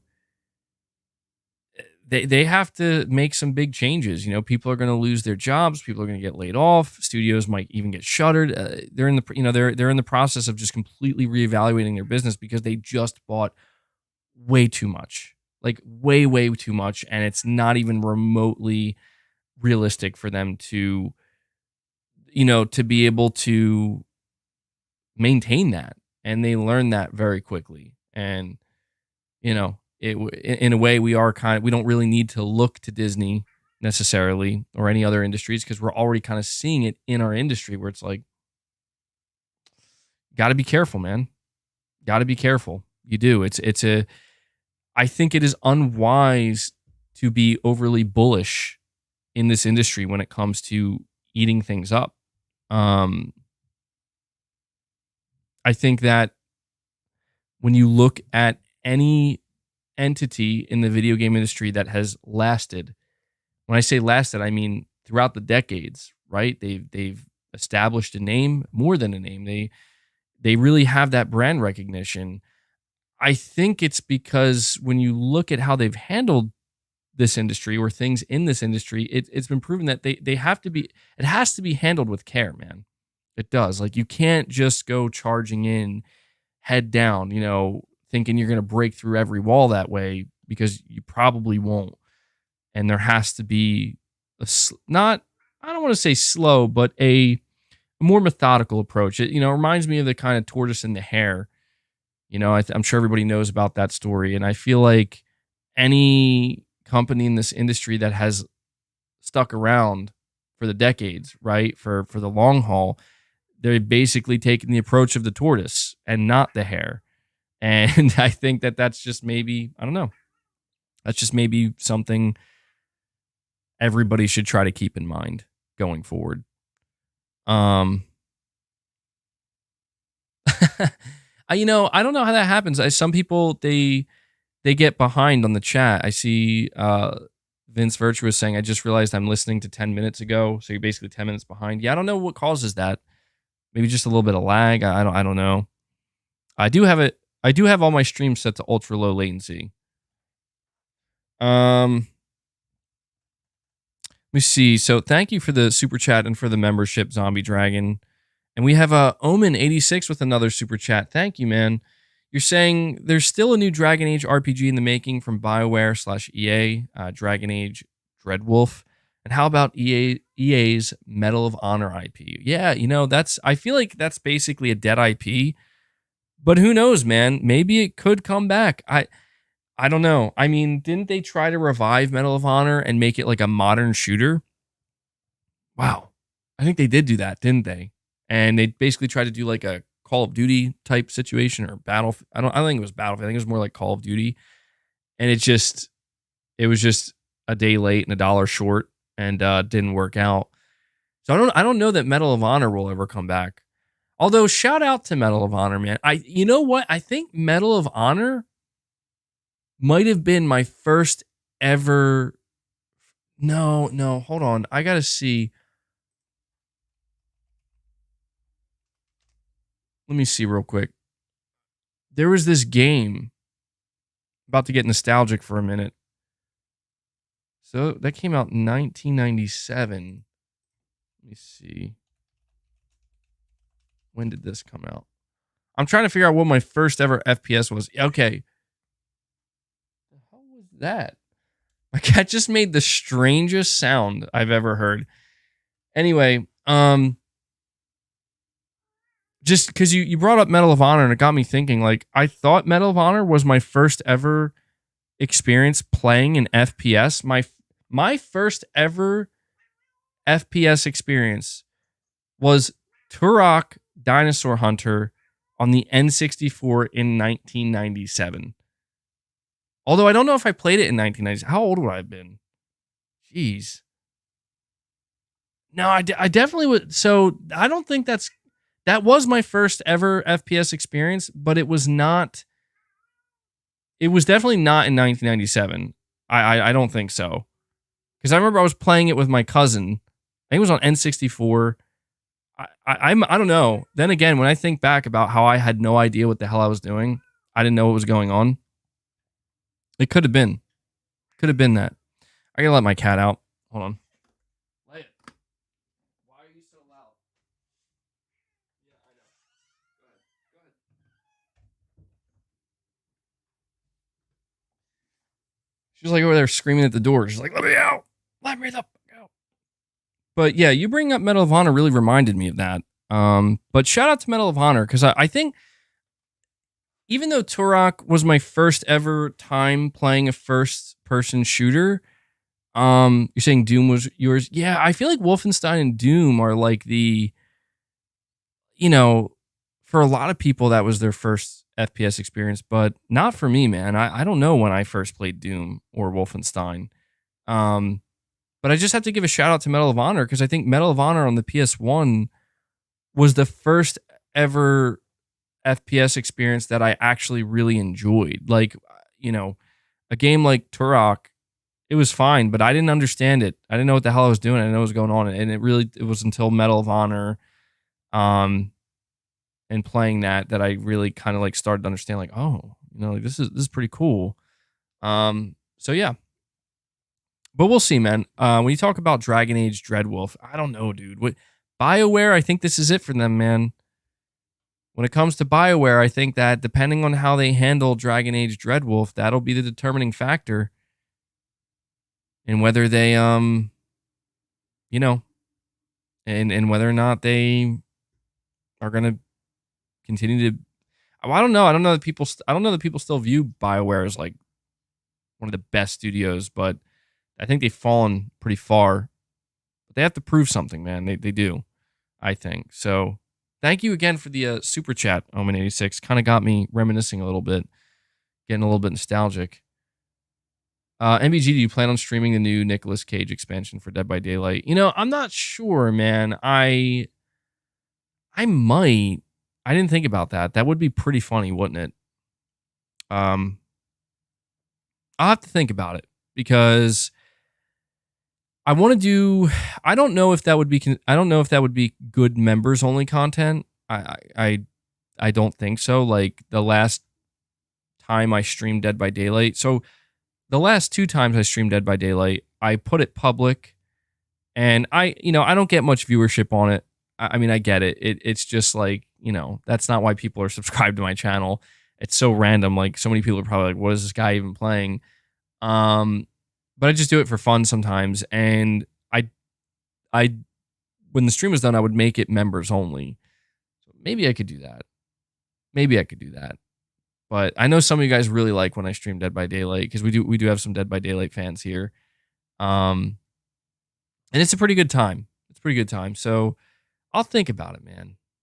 Am I playing Remnant 2? So, you know what? Pragmatic Cat and everybody else, I'm going to get to your super chats in just a moment. I gotta go on a little bit of a rant here. It's not going to be a heated one. Bit of complaining I got to do. Remnant 2. So, my big problem with Remnant 2, for me, I like trophy hunting. I do. When I pick up a new game, one of the things I'm most excited about is the journey to platinum. That is just how it is. It's how it's always been. And so, granted, it's not to say that I go for every platinum trophy. There are just times where I realize I'm not going to get this platinum, and it's disappointing. It's disheartening. Saying, MBG, you promised Sekiro. Yeah, I know. We'll see. I didn't promise it. We'll see. I'll think about it. So Remnant 2, I made a couple of mistakes. Number one, I did something that I normally never do, and I bought it digitally. And the reason why I bought it digitally was because this was one of those games where they offered you 3 days early access, and I won't lie, I had just finished Final Fantasy, and I'm like, oh, I'm on a roll. I want to keep it going, man. So I bit the bullet, and I made the mistake of buying it digitally. And I started playing it, and I'm like, all right, I don't know if this is the result of I just played too much greatness that is Final Fantasy 16. But within like a couple of hours of playing Remnant, I'm like, this isn't bad. It's not. It's not a bad game. But I just got done playing what is probably my game of the year and one of the better games I've played in a long time with production value through the roof. And I'm playing Remnant 2 and I'm like, you know, I for some reason I can just notice the imperfections. Like the imperfections are sticking out to me like a sore thumb. It's a bit buggy, yeah. But then I learned something about the game and I got so pissed off, dude. Like when I got mostly pissed at myself. I normally don't do this. When I try to platinum games, I play the game. Normally. I play the game from start to finish, and then I look at the trophies and say, okay, what do I have to do? But for some reason with Remnant, I was feeling a bit nervous because I honestly, I was like unsure of like, am I going to be able to see this through? Because I'm a little bit skeptical already about this game. And I'm glad I checked because I went to go look at a trophy roadmap from PowerPix. Anybody who trophy hunts, you probably know who this is. And they pointed out that there are like 10 plus trophies that are like completely glitched and broken. And the platinum is, I think it's actually impossible to obtain. And I just got so pissed off, man. Like just so pissed off where I'm like, I genuinely feel like I wasted my money. I know that may sound dramatic, but it's because I'm not a fan of not only buying games at full price, but especially when I'm buying like the ultimate edition of a game, to then find out like there's just a part of this game. Granted, maybe it's not important to a lot of people, but to me it is. That's just broken. It's just broken. And maybe they'll fix it. Maybe they'll fix it. And I don't know. It left a bad taste in my mouth, I guess. I went to go play on the performance mode and the screen tearing was so horrifically bad. I had to go put it back to the balanced mode. Granted, the balanced mode works pretty well. But it was bad. And the performance is not great. And you know, it's fine. Like I get it. Maybe they got to iron some things out. But so let me tell you this. Again, I'm not trying to like be mean to developers. I know making games is incredibly hard, and this is not a bad game necessarily. My feelings on Remnant 2 are simply this. It feels like the development team put everything into creating a fun gameplay loop and creating a relatively interesting world in terms of environments where you experience this gameplay loop. And then everything else was kind of like, well, we don't really have much budget left, so we got to kind of just do what we can. For example, the story is, I mean, I'm just like, this seems kind of, I don't know, it's like really, really amateurish and kind of ridiculous. Like, I'm hardly paying attention to it. The voice acting and the writing. Again, this could be just because I got done playing Final Fantasy 16. Maybe it's not fair, but it was like so bad, I turned the dialogue off. Like, I was like, I can't hear this.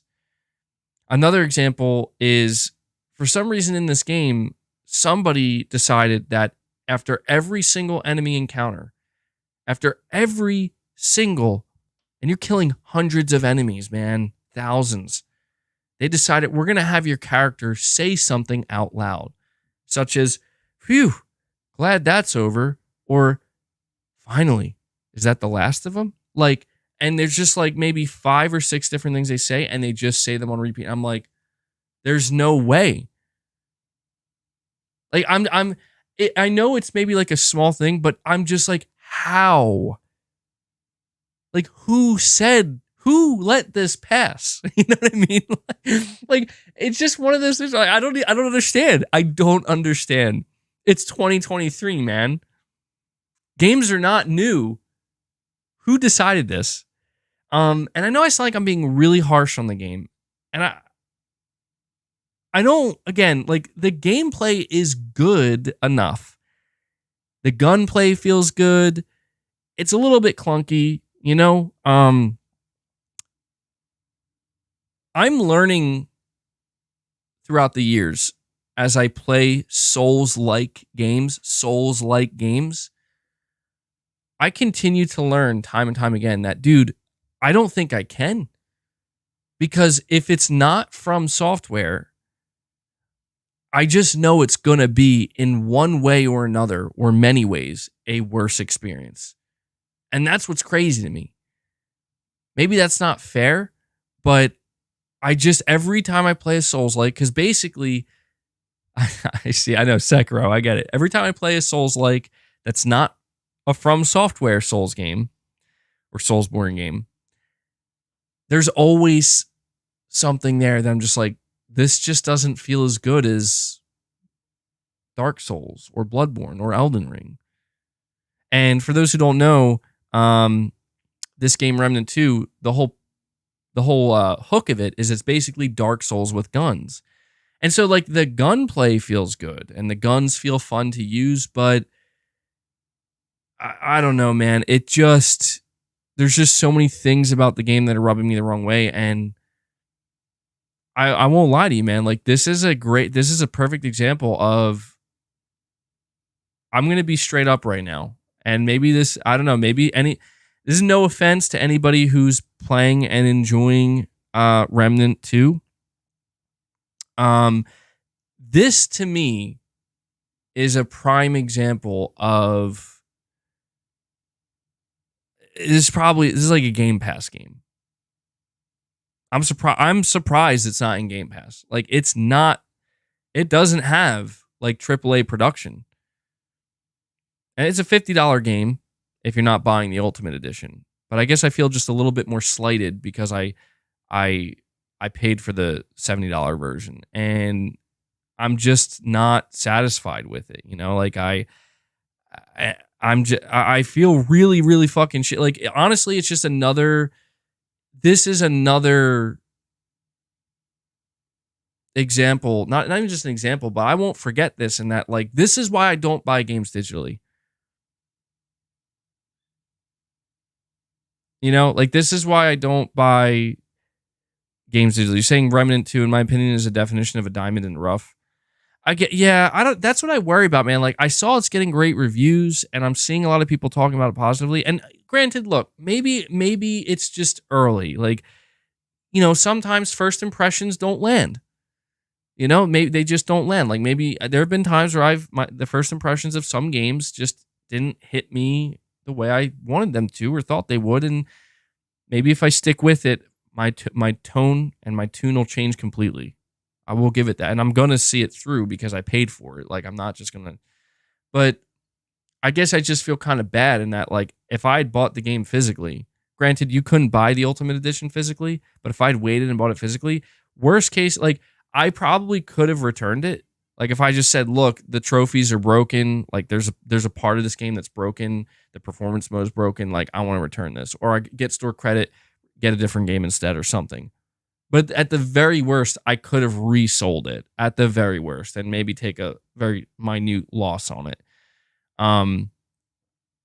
But I don't know. I remember playing the first Remnant and maybe I'm misremembering things, man. Like maybe, I don't know. I like in my head when I remember playing Remnant 1, I was like, I thought that game was really good. But then again, like I don't recall beating it. And I never really thought to myself, like, well, why'd you stop playing it? And I think I just maybe got into this weird space with a game like Remnant 2 where it's like, dude, you actually played this game. You thought you liked it. You really didn't. You put it down. You forgot. And now you're going to go play it again, like a sequel. And you're going to realize very quickly, like, oh, wait, this wasn't your cup of tea. But again, like the gameplay, there's something there with the gameplay loop where I do notice like there are times where I am having fun. I think the boss battles feel pretty cool. They feel pretty good. The gunplay generally feels good. It's just I'm struggling with it. I am. So I'll see it through and I'll continue to play and I will get back to you guys. But man, this is why I can't do digital games, bro. Like, you know, this is why if the future ends up actually going all digital, this is why subscription services are going to take over, because people are going to get tired of, or you know what? No, let me take that back entirely. That's not true, because actually, Steam's refund policy, pretty damn good, right? Like, everybody's told me that, like, if you want to get a refund on Steam, like, you can. Usually, you can. However, when it comes to at least PlayStation, I can't speak for Xbox. Maybe Xbox is the same, but at least with PlayStation, I know, like, dude, you buy a game digital on PlayStation, you're not fucking getting a refund. Also, one last thing I gotta complain about, and this is directed at Sony. And I can't speak to Xbox because I don't know if it's the same way on the Xbox store, then it's directed to them as well.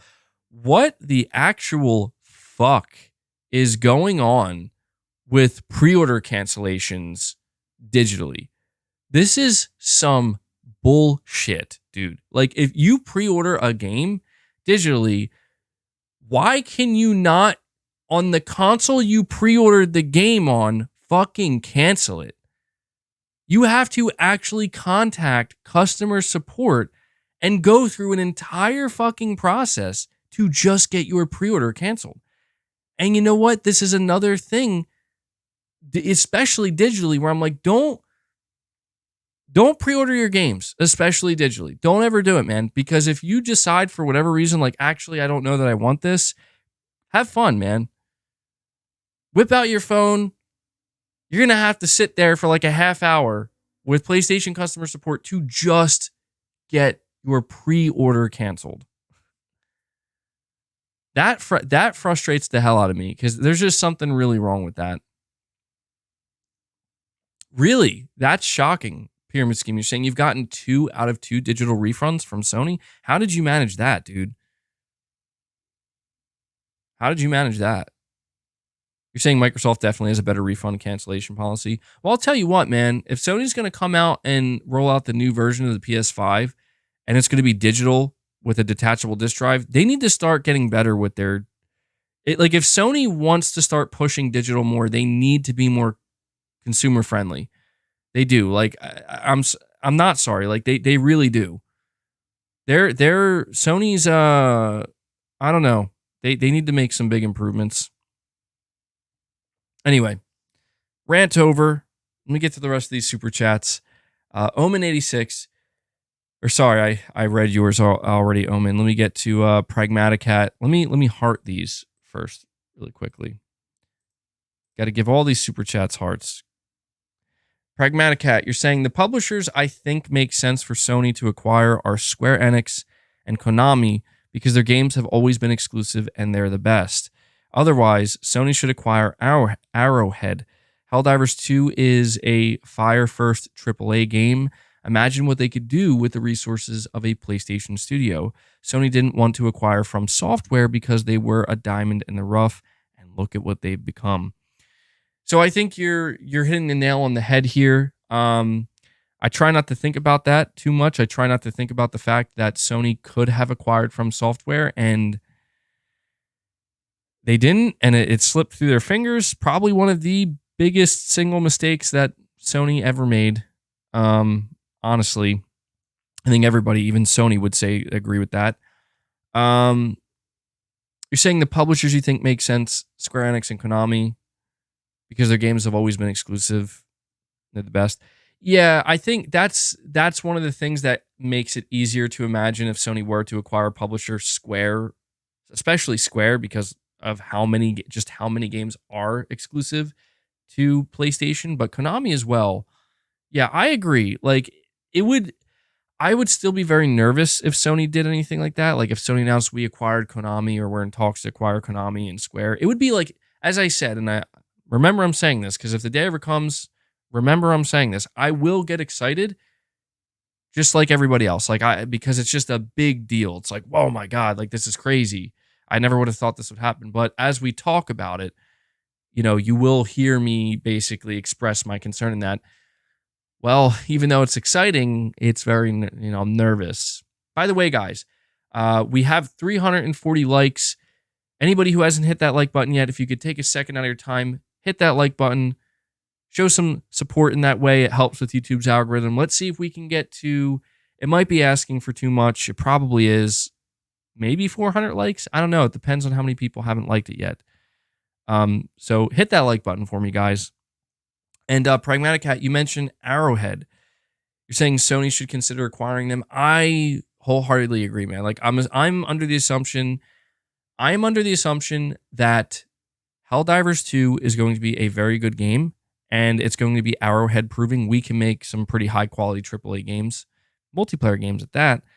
Sony would do well to acquire them if their game hits and it lands, and I'm hoping it will because I'm very excited for it. They're saying, imagine what they could do with the resources of a PlayStation Studio.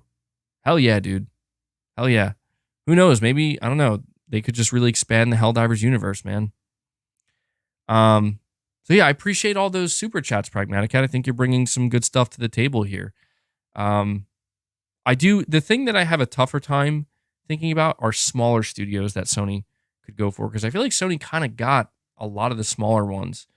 Ballistic Moon is one of the only ones that still sticks out to me. King Sam coming back today with a $5 super chat saying, hey, MBG, birthday is on the 27th, turning 24. As an early B-Day present, could you buy yourself a copy of Sekiro just so you have to play it at some point? I mean, how am I supposed to deny that, King Sam? How am I supposed to deny that? I'm all right. I'll do it. I'm not going to do it at this exact moment, but I'll do it. I mean, at this point, there's too many people asking. It's too much. I'm not saying I'm going to stream it though. Okay, you got cut me some slack here, guys. All right, cut me some slack. Who knows though? I don't know. Could it be some members content? Maybe I could record myself playing it. Some members content? Maybe. It's like you know what I could see happening? I go to play Sekiro. It's like I'm so bad. I'm like recording myself. I'm so bad. It's like, sorry guys, I had to cancel the members only content. No one can see me play this game. Not even my members. It's too bad. I won't lie to you though. I am curious. I played all the Dark Souls games and I don't know, man. I'll tell you guys, I've struggled before. Like, I've hit walls in the Souls games. I struggled with Bloodborne. I struggled with Elden Ring.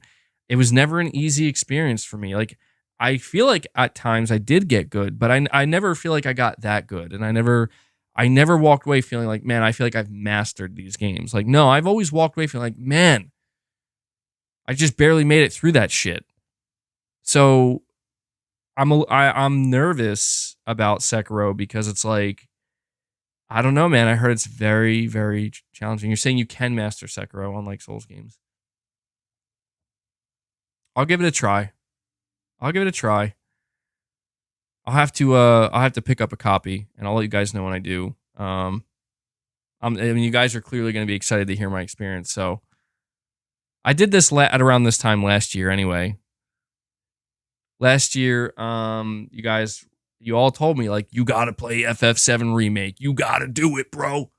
Right now, you go play FF7.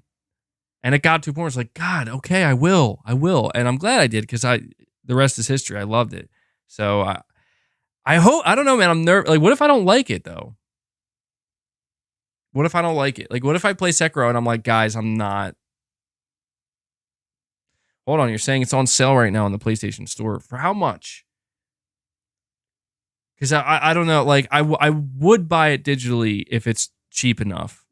$30. That's still $30? How much is it on Amazon? Let me see.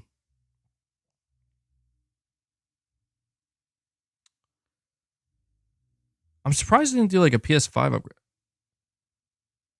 Okay, so it's like a $13 savings. If you buy it digitally, it's $30.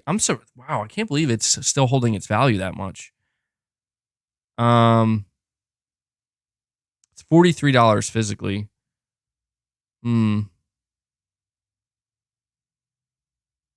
Yo, how the Dark Souls trilogy is cheaper than Sekiro at $35. How is that possible? That's 3 games in one. Damn. Oh, they have the Game of the Year edition. What's the difference? Was there DLC for this? You're saying Sekiro After the Learning Curve is one of the best games ever? You have to get good at parrying in Sekiro. Oof. Oh, it sounds like a real challenge, man. I'm not going to lie. It should be interesting, though. Because so far, you guys haven't steered me wrong. Honestly. Like, you know, if I'm not mistaken, all the games you've recommended, I've been very satisfied and happy with all of them. You're saying it's like Sifu? Okay, well, that makes me feel better if it's like Sifu.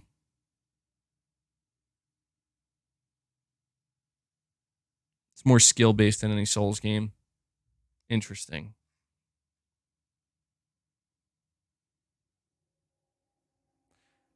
Well, we will see.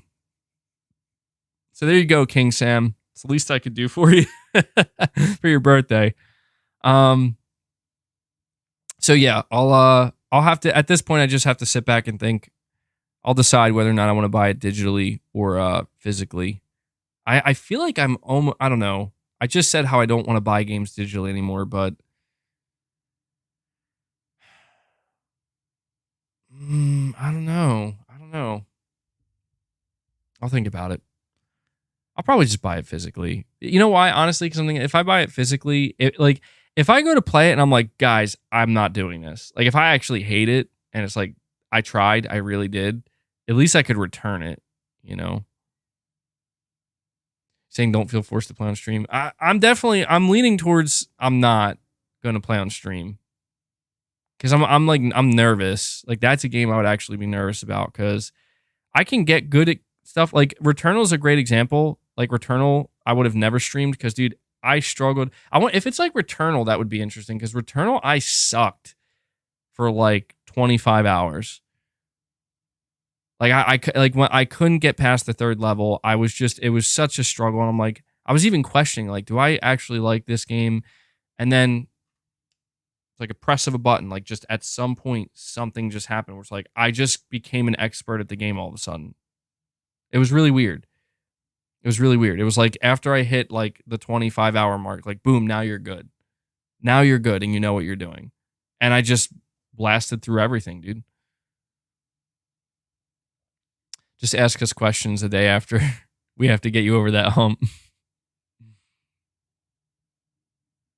Damn. You're saying it's similar to Returnal's Learning Curve? Okay. All right. You're saying Sekiro is hard until the end, where it's really hard. Yeah, I don't doubt that. I'm familiar with From Software and the way they like to end their games.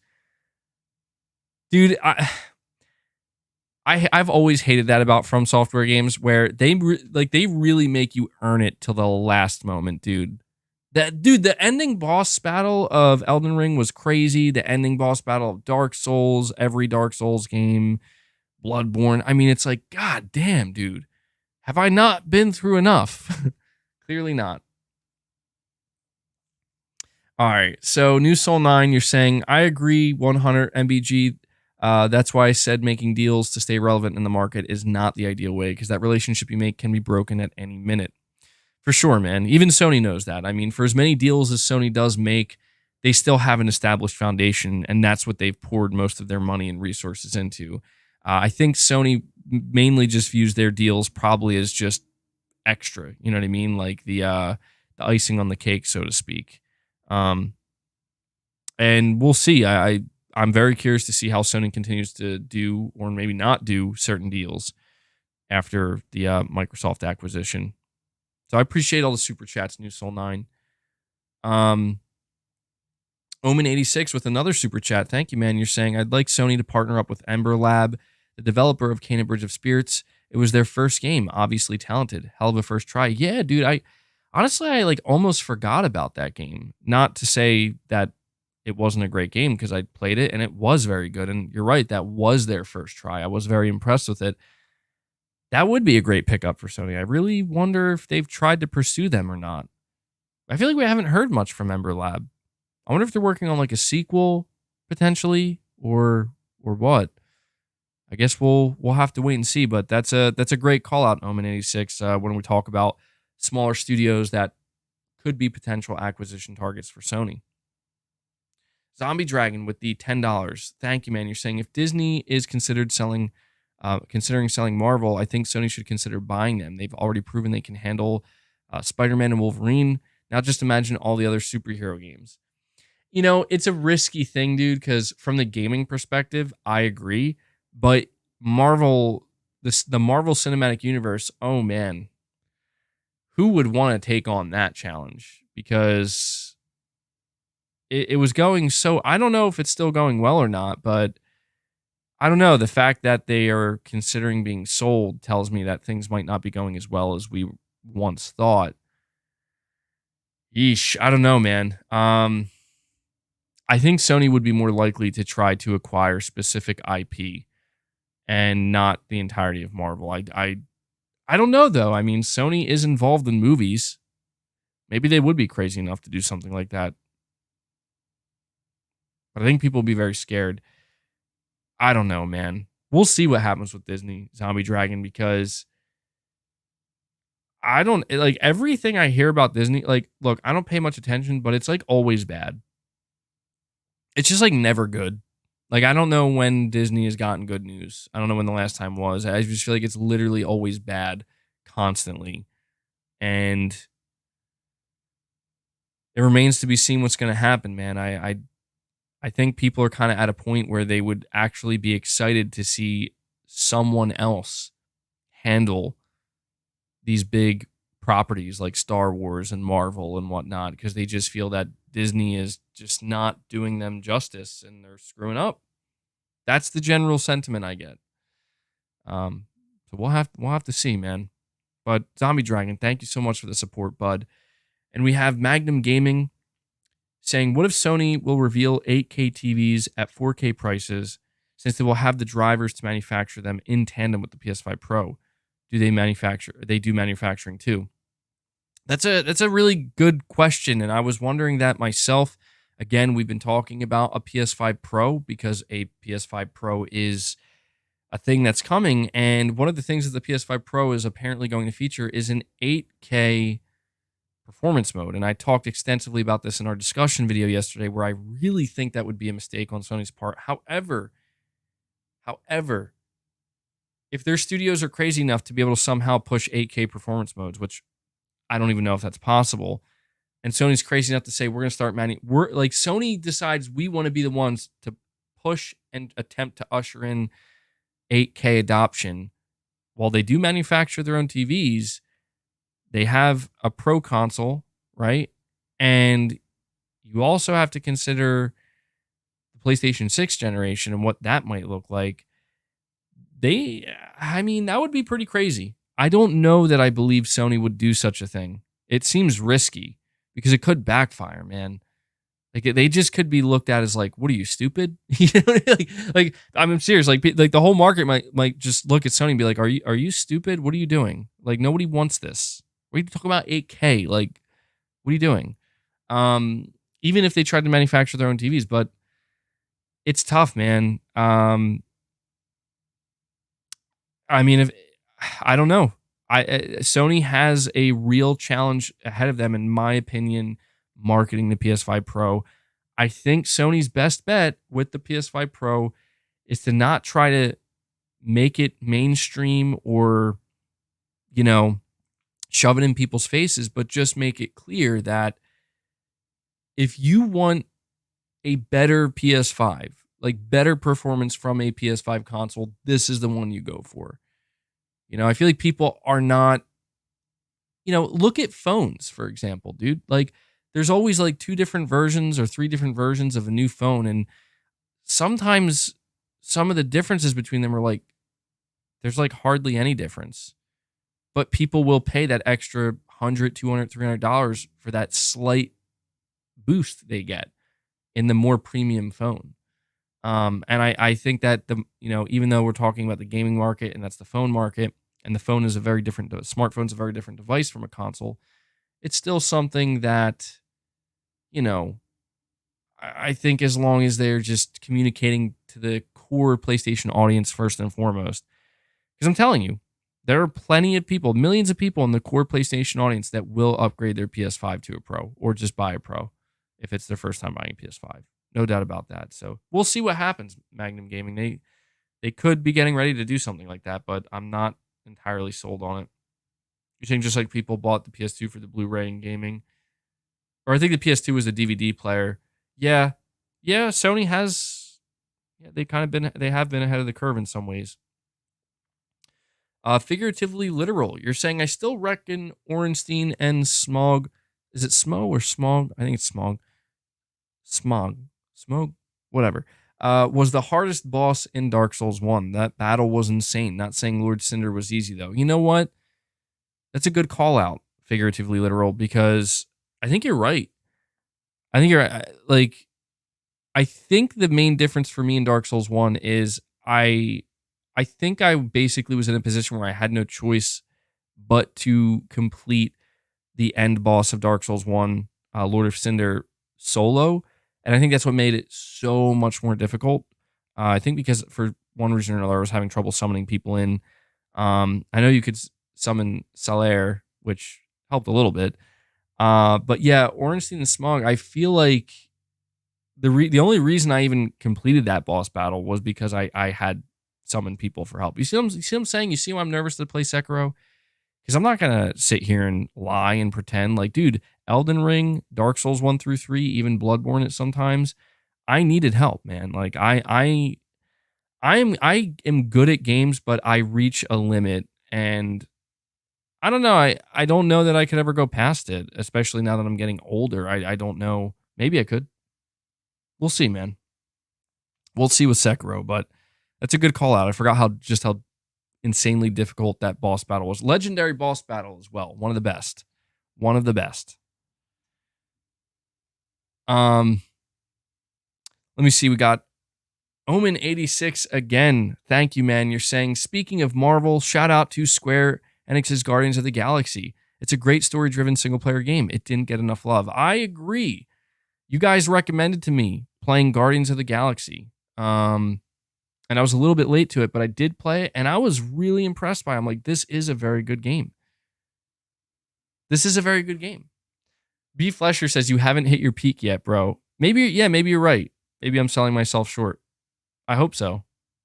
But yeah, Guardians was great, dude, and I agree. It did not get enough. It did not get enough love. And it's a shame because I wanted a sequel to it, but it's not happening, man. So that was a great game. And another game you guys recommended me that I was like, yeah, I guess I should play, and I'm glad I listened. Again, I feel like you guys have been on point, man, with your recommendations, generally speaking. So right there with you, Omen86. So there is one other topic I want to... This is random. The reason why I'm going to make sure to cover this topic, it's not going to be too long, but I just want to let you guys know about it.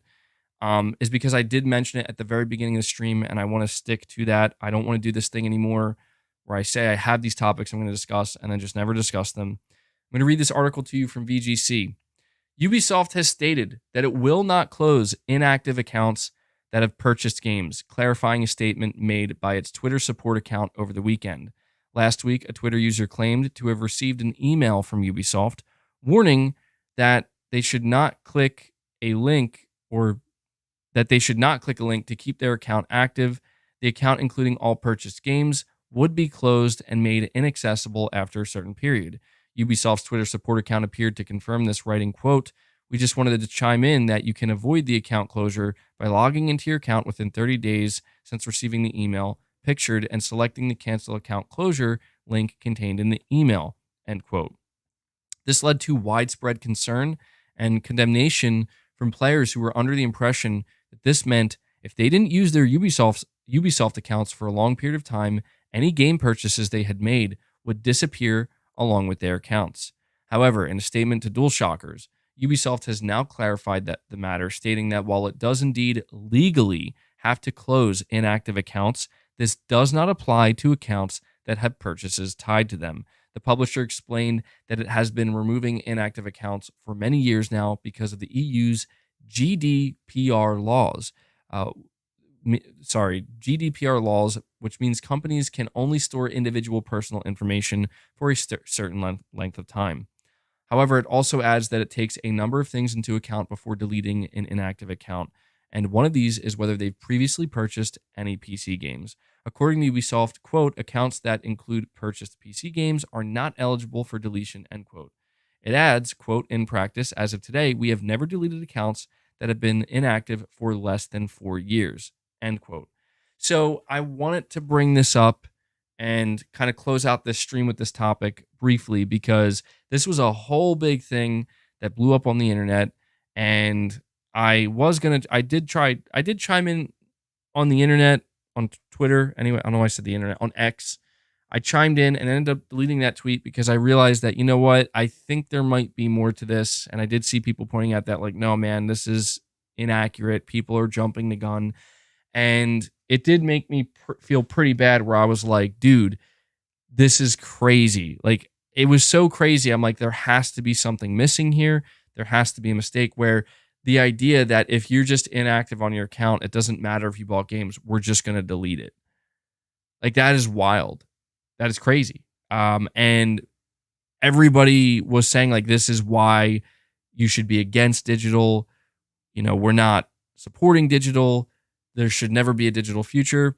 And I still agree with that wholeheartedly. I still believe in buying physical games. I will still encourage people to go buy physical games when they can, when it makes sense for them. And I will always be against a digital-only future. There should always be the option to buy physically. But it is very reassuring, and I'm glad that Ubisoft clarified this, because this really did blow up, man. Like, this became, like, viral. And I thought that, you know, if they don't say something, that means it's true. And that's really, really, really concerning. So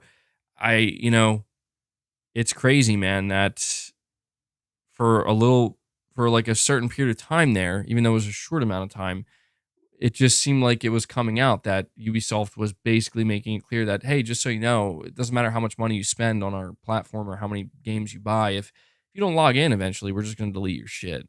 See ya. Like, what? That would have been insane. Space Gambler saying you own a few games on a Ubisoft Connect. B Flesher saying it's funny, no publication ever updates people on the positive. They only want to push negative news about it. This is good to hear. I was honestly worried. Yeah, you know, and that's why I wanted to be sure to do it, to mention it as well, because I'm always talking to you guys in a pretty fear-mongering way, and I feel like there are justifiable reasons to have that fear, but in a very negative way, where it's like digital and subscription services, and, you know, we got to keep physical alive. And, you know, this is reassuring, and you're absolutely correct, man, that, like, you're not going to see people make a big deal about this. I'm not saying they should make a big deal about it. It's one of these things where it needs to be reported on. People should know that this was inaccurate and incorrect information, even if it was Ubisoft's own fault, and they clarified it. And, you know, it's good, because the reactions that I saw from people, I was like, oh my God, this is concerning, man. This is very, very concerning. But that's it. I just wanted to make sure I covered that at the end. I had that article saved. There you go. Hopefully, if you're somebody who does have games on a Ubisoft account, you don't have to worry anymore. I want to try to end this stream at exactly the 4-hour mark. We're about a minute and a half away. So I'm going to use that time to close it out.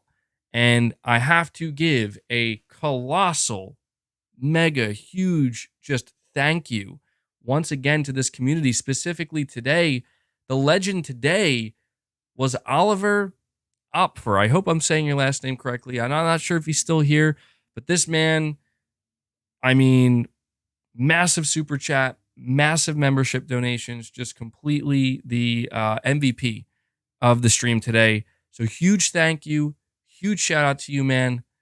Really appreciate that more than you know. And I also want to give a huge shout out to everybody else who gifted memberships, because he wasn't the only one. We ended today with 118 total members, which is an incredible number, especially considering how insane the last stream was. So you guys keeping it going. Anybody who is a member, every Saturday, get some member exclusive content. So look forward to that this Saturday. I think we'll be doing a Q&A, which should be interesting. Actually, is also anybody who's a member, go to the community tab on my channel and give me something. I put out a post asking for you to give me your questions, your thoughts, any comments, any statements, anything. Maybe I'll get to it in the members only Q&A.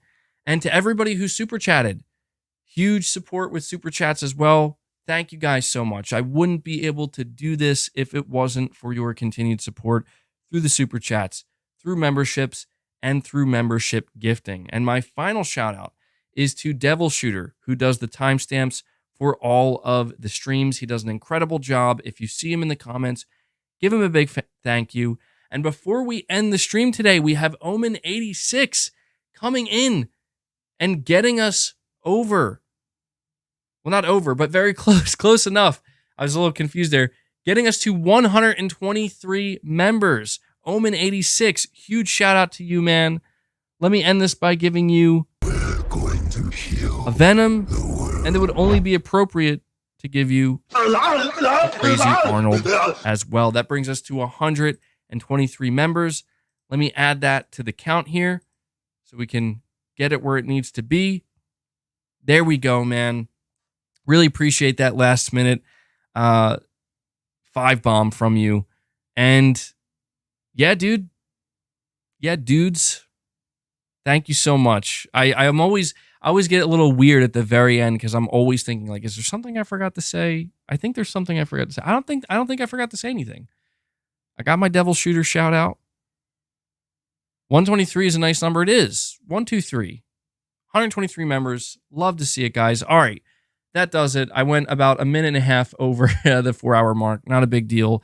But yeah, shout out to Devil Shooter. He should have the timestamps up within the next 12 to 24 hours. So look out for that. And thank you to everybody who watches. Thank you for all of your continued support. And I hope you all enjoy the rest of your day. But that does it, guys. Until the next one. Well, actually, real quick, I will be streaming again Thursday, 12 p.m. Eastern, same time as today.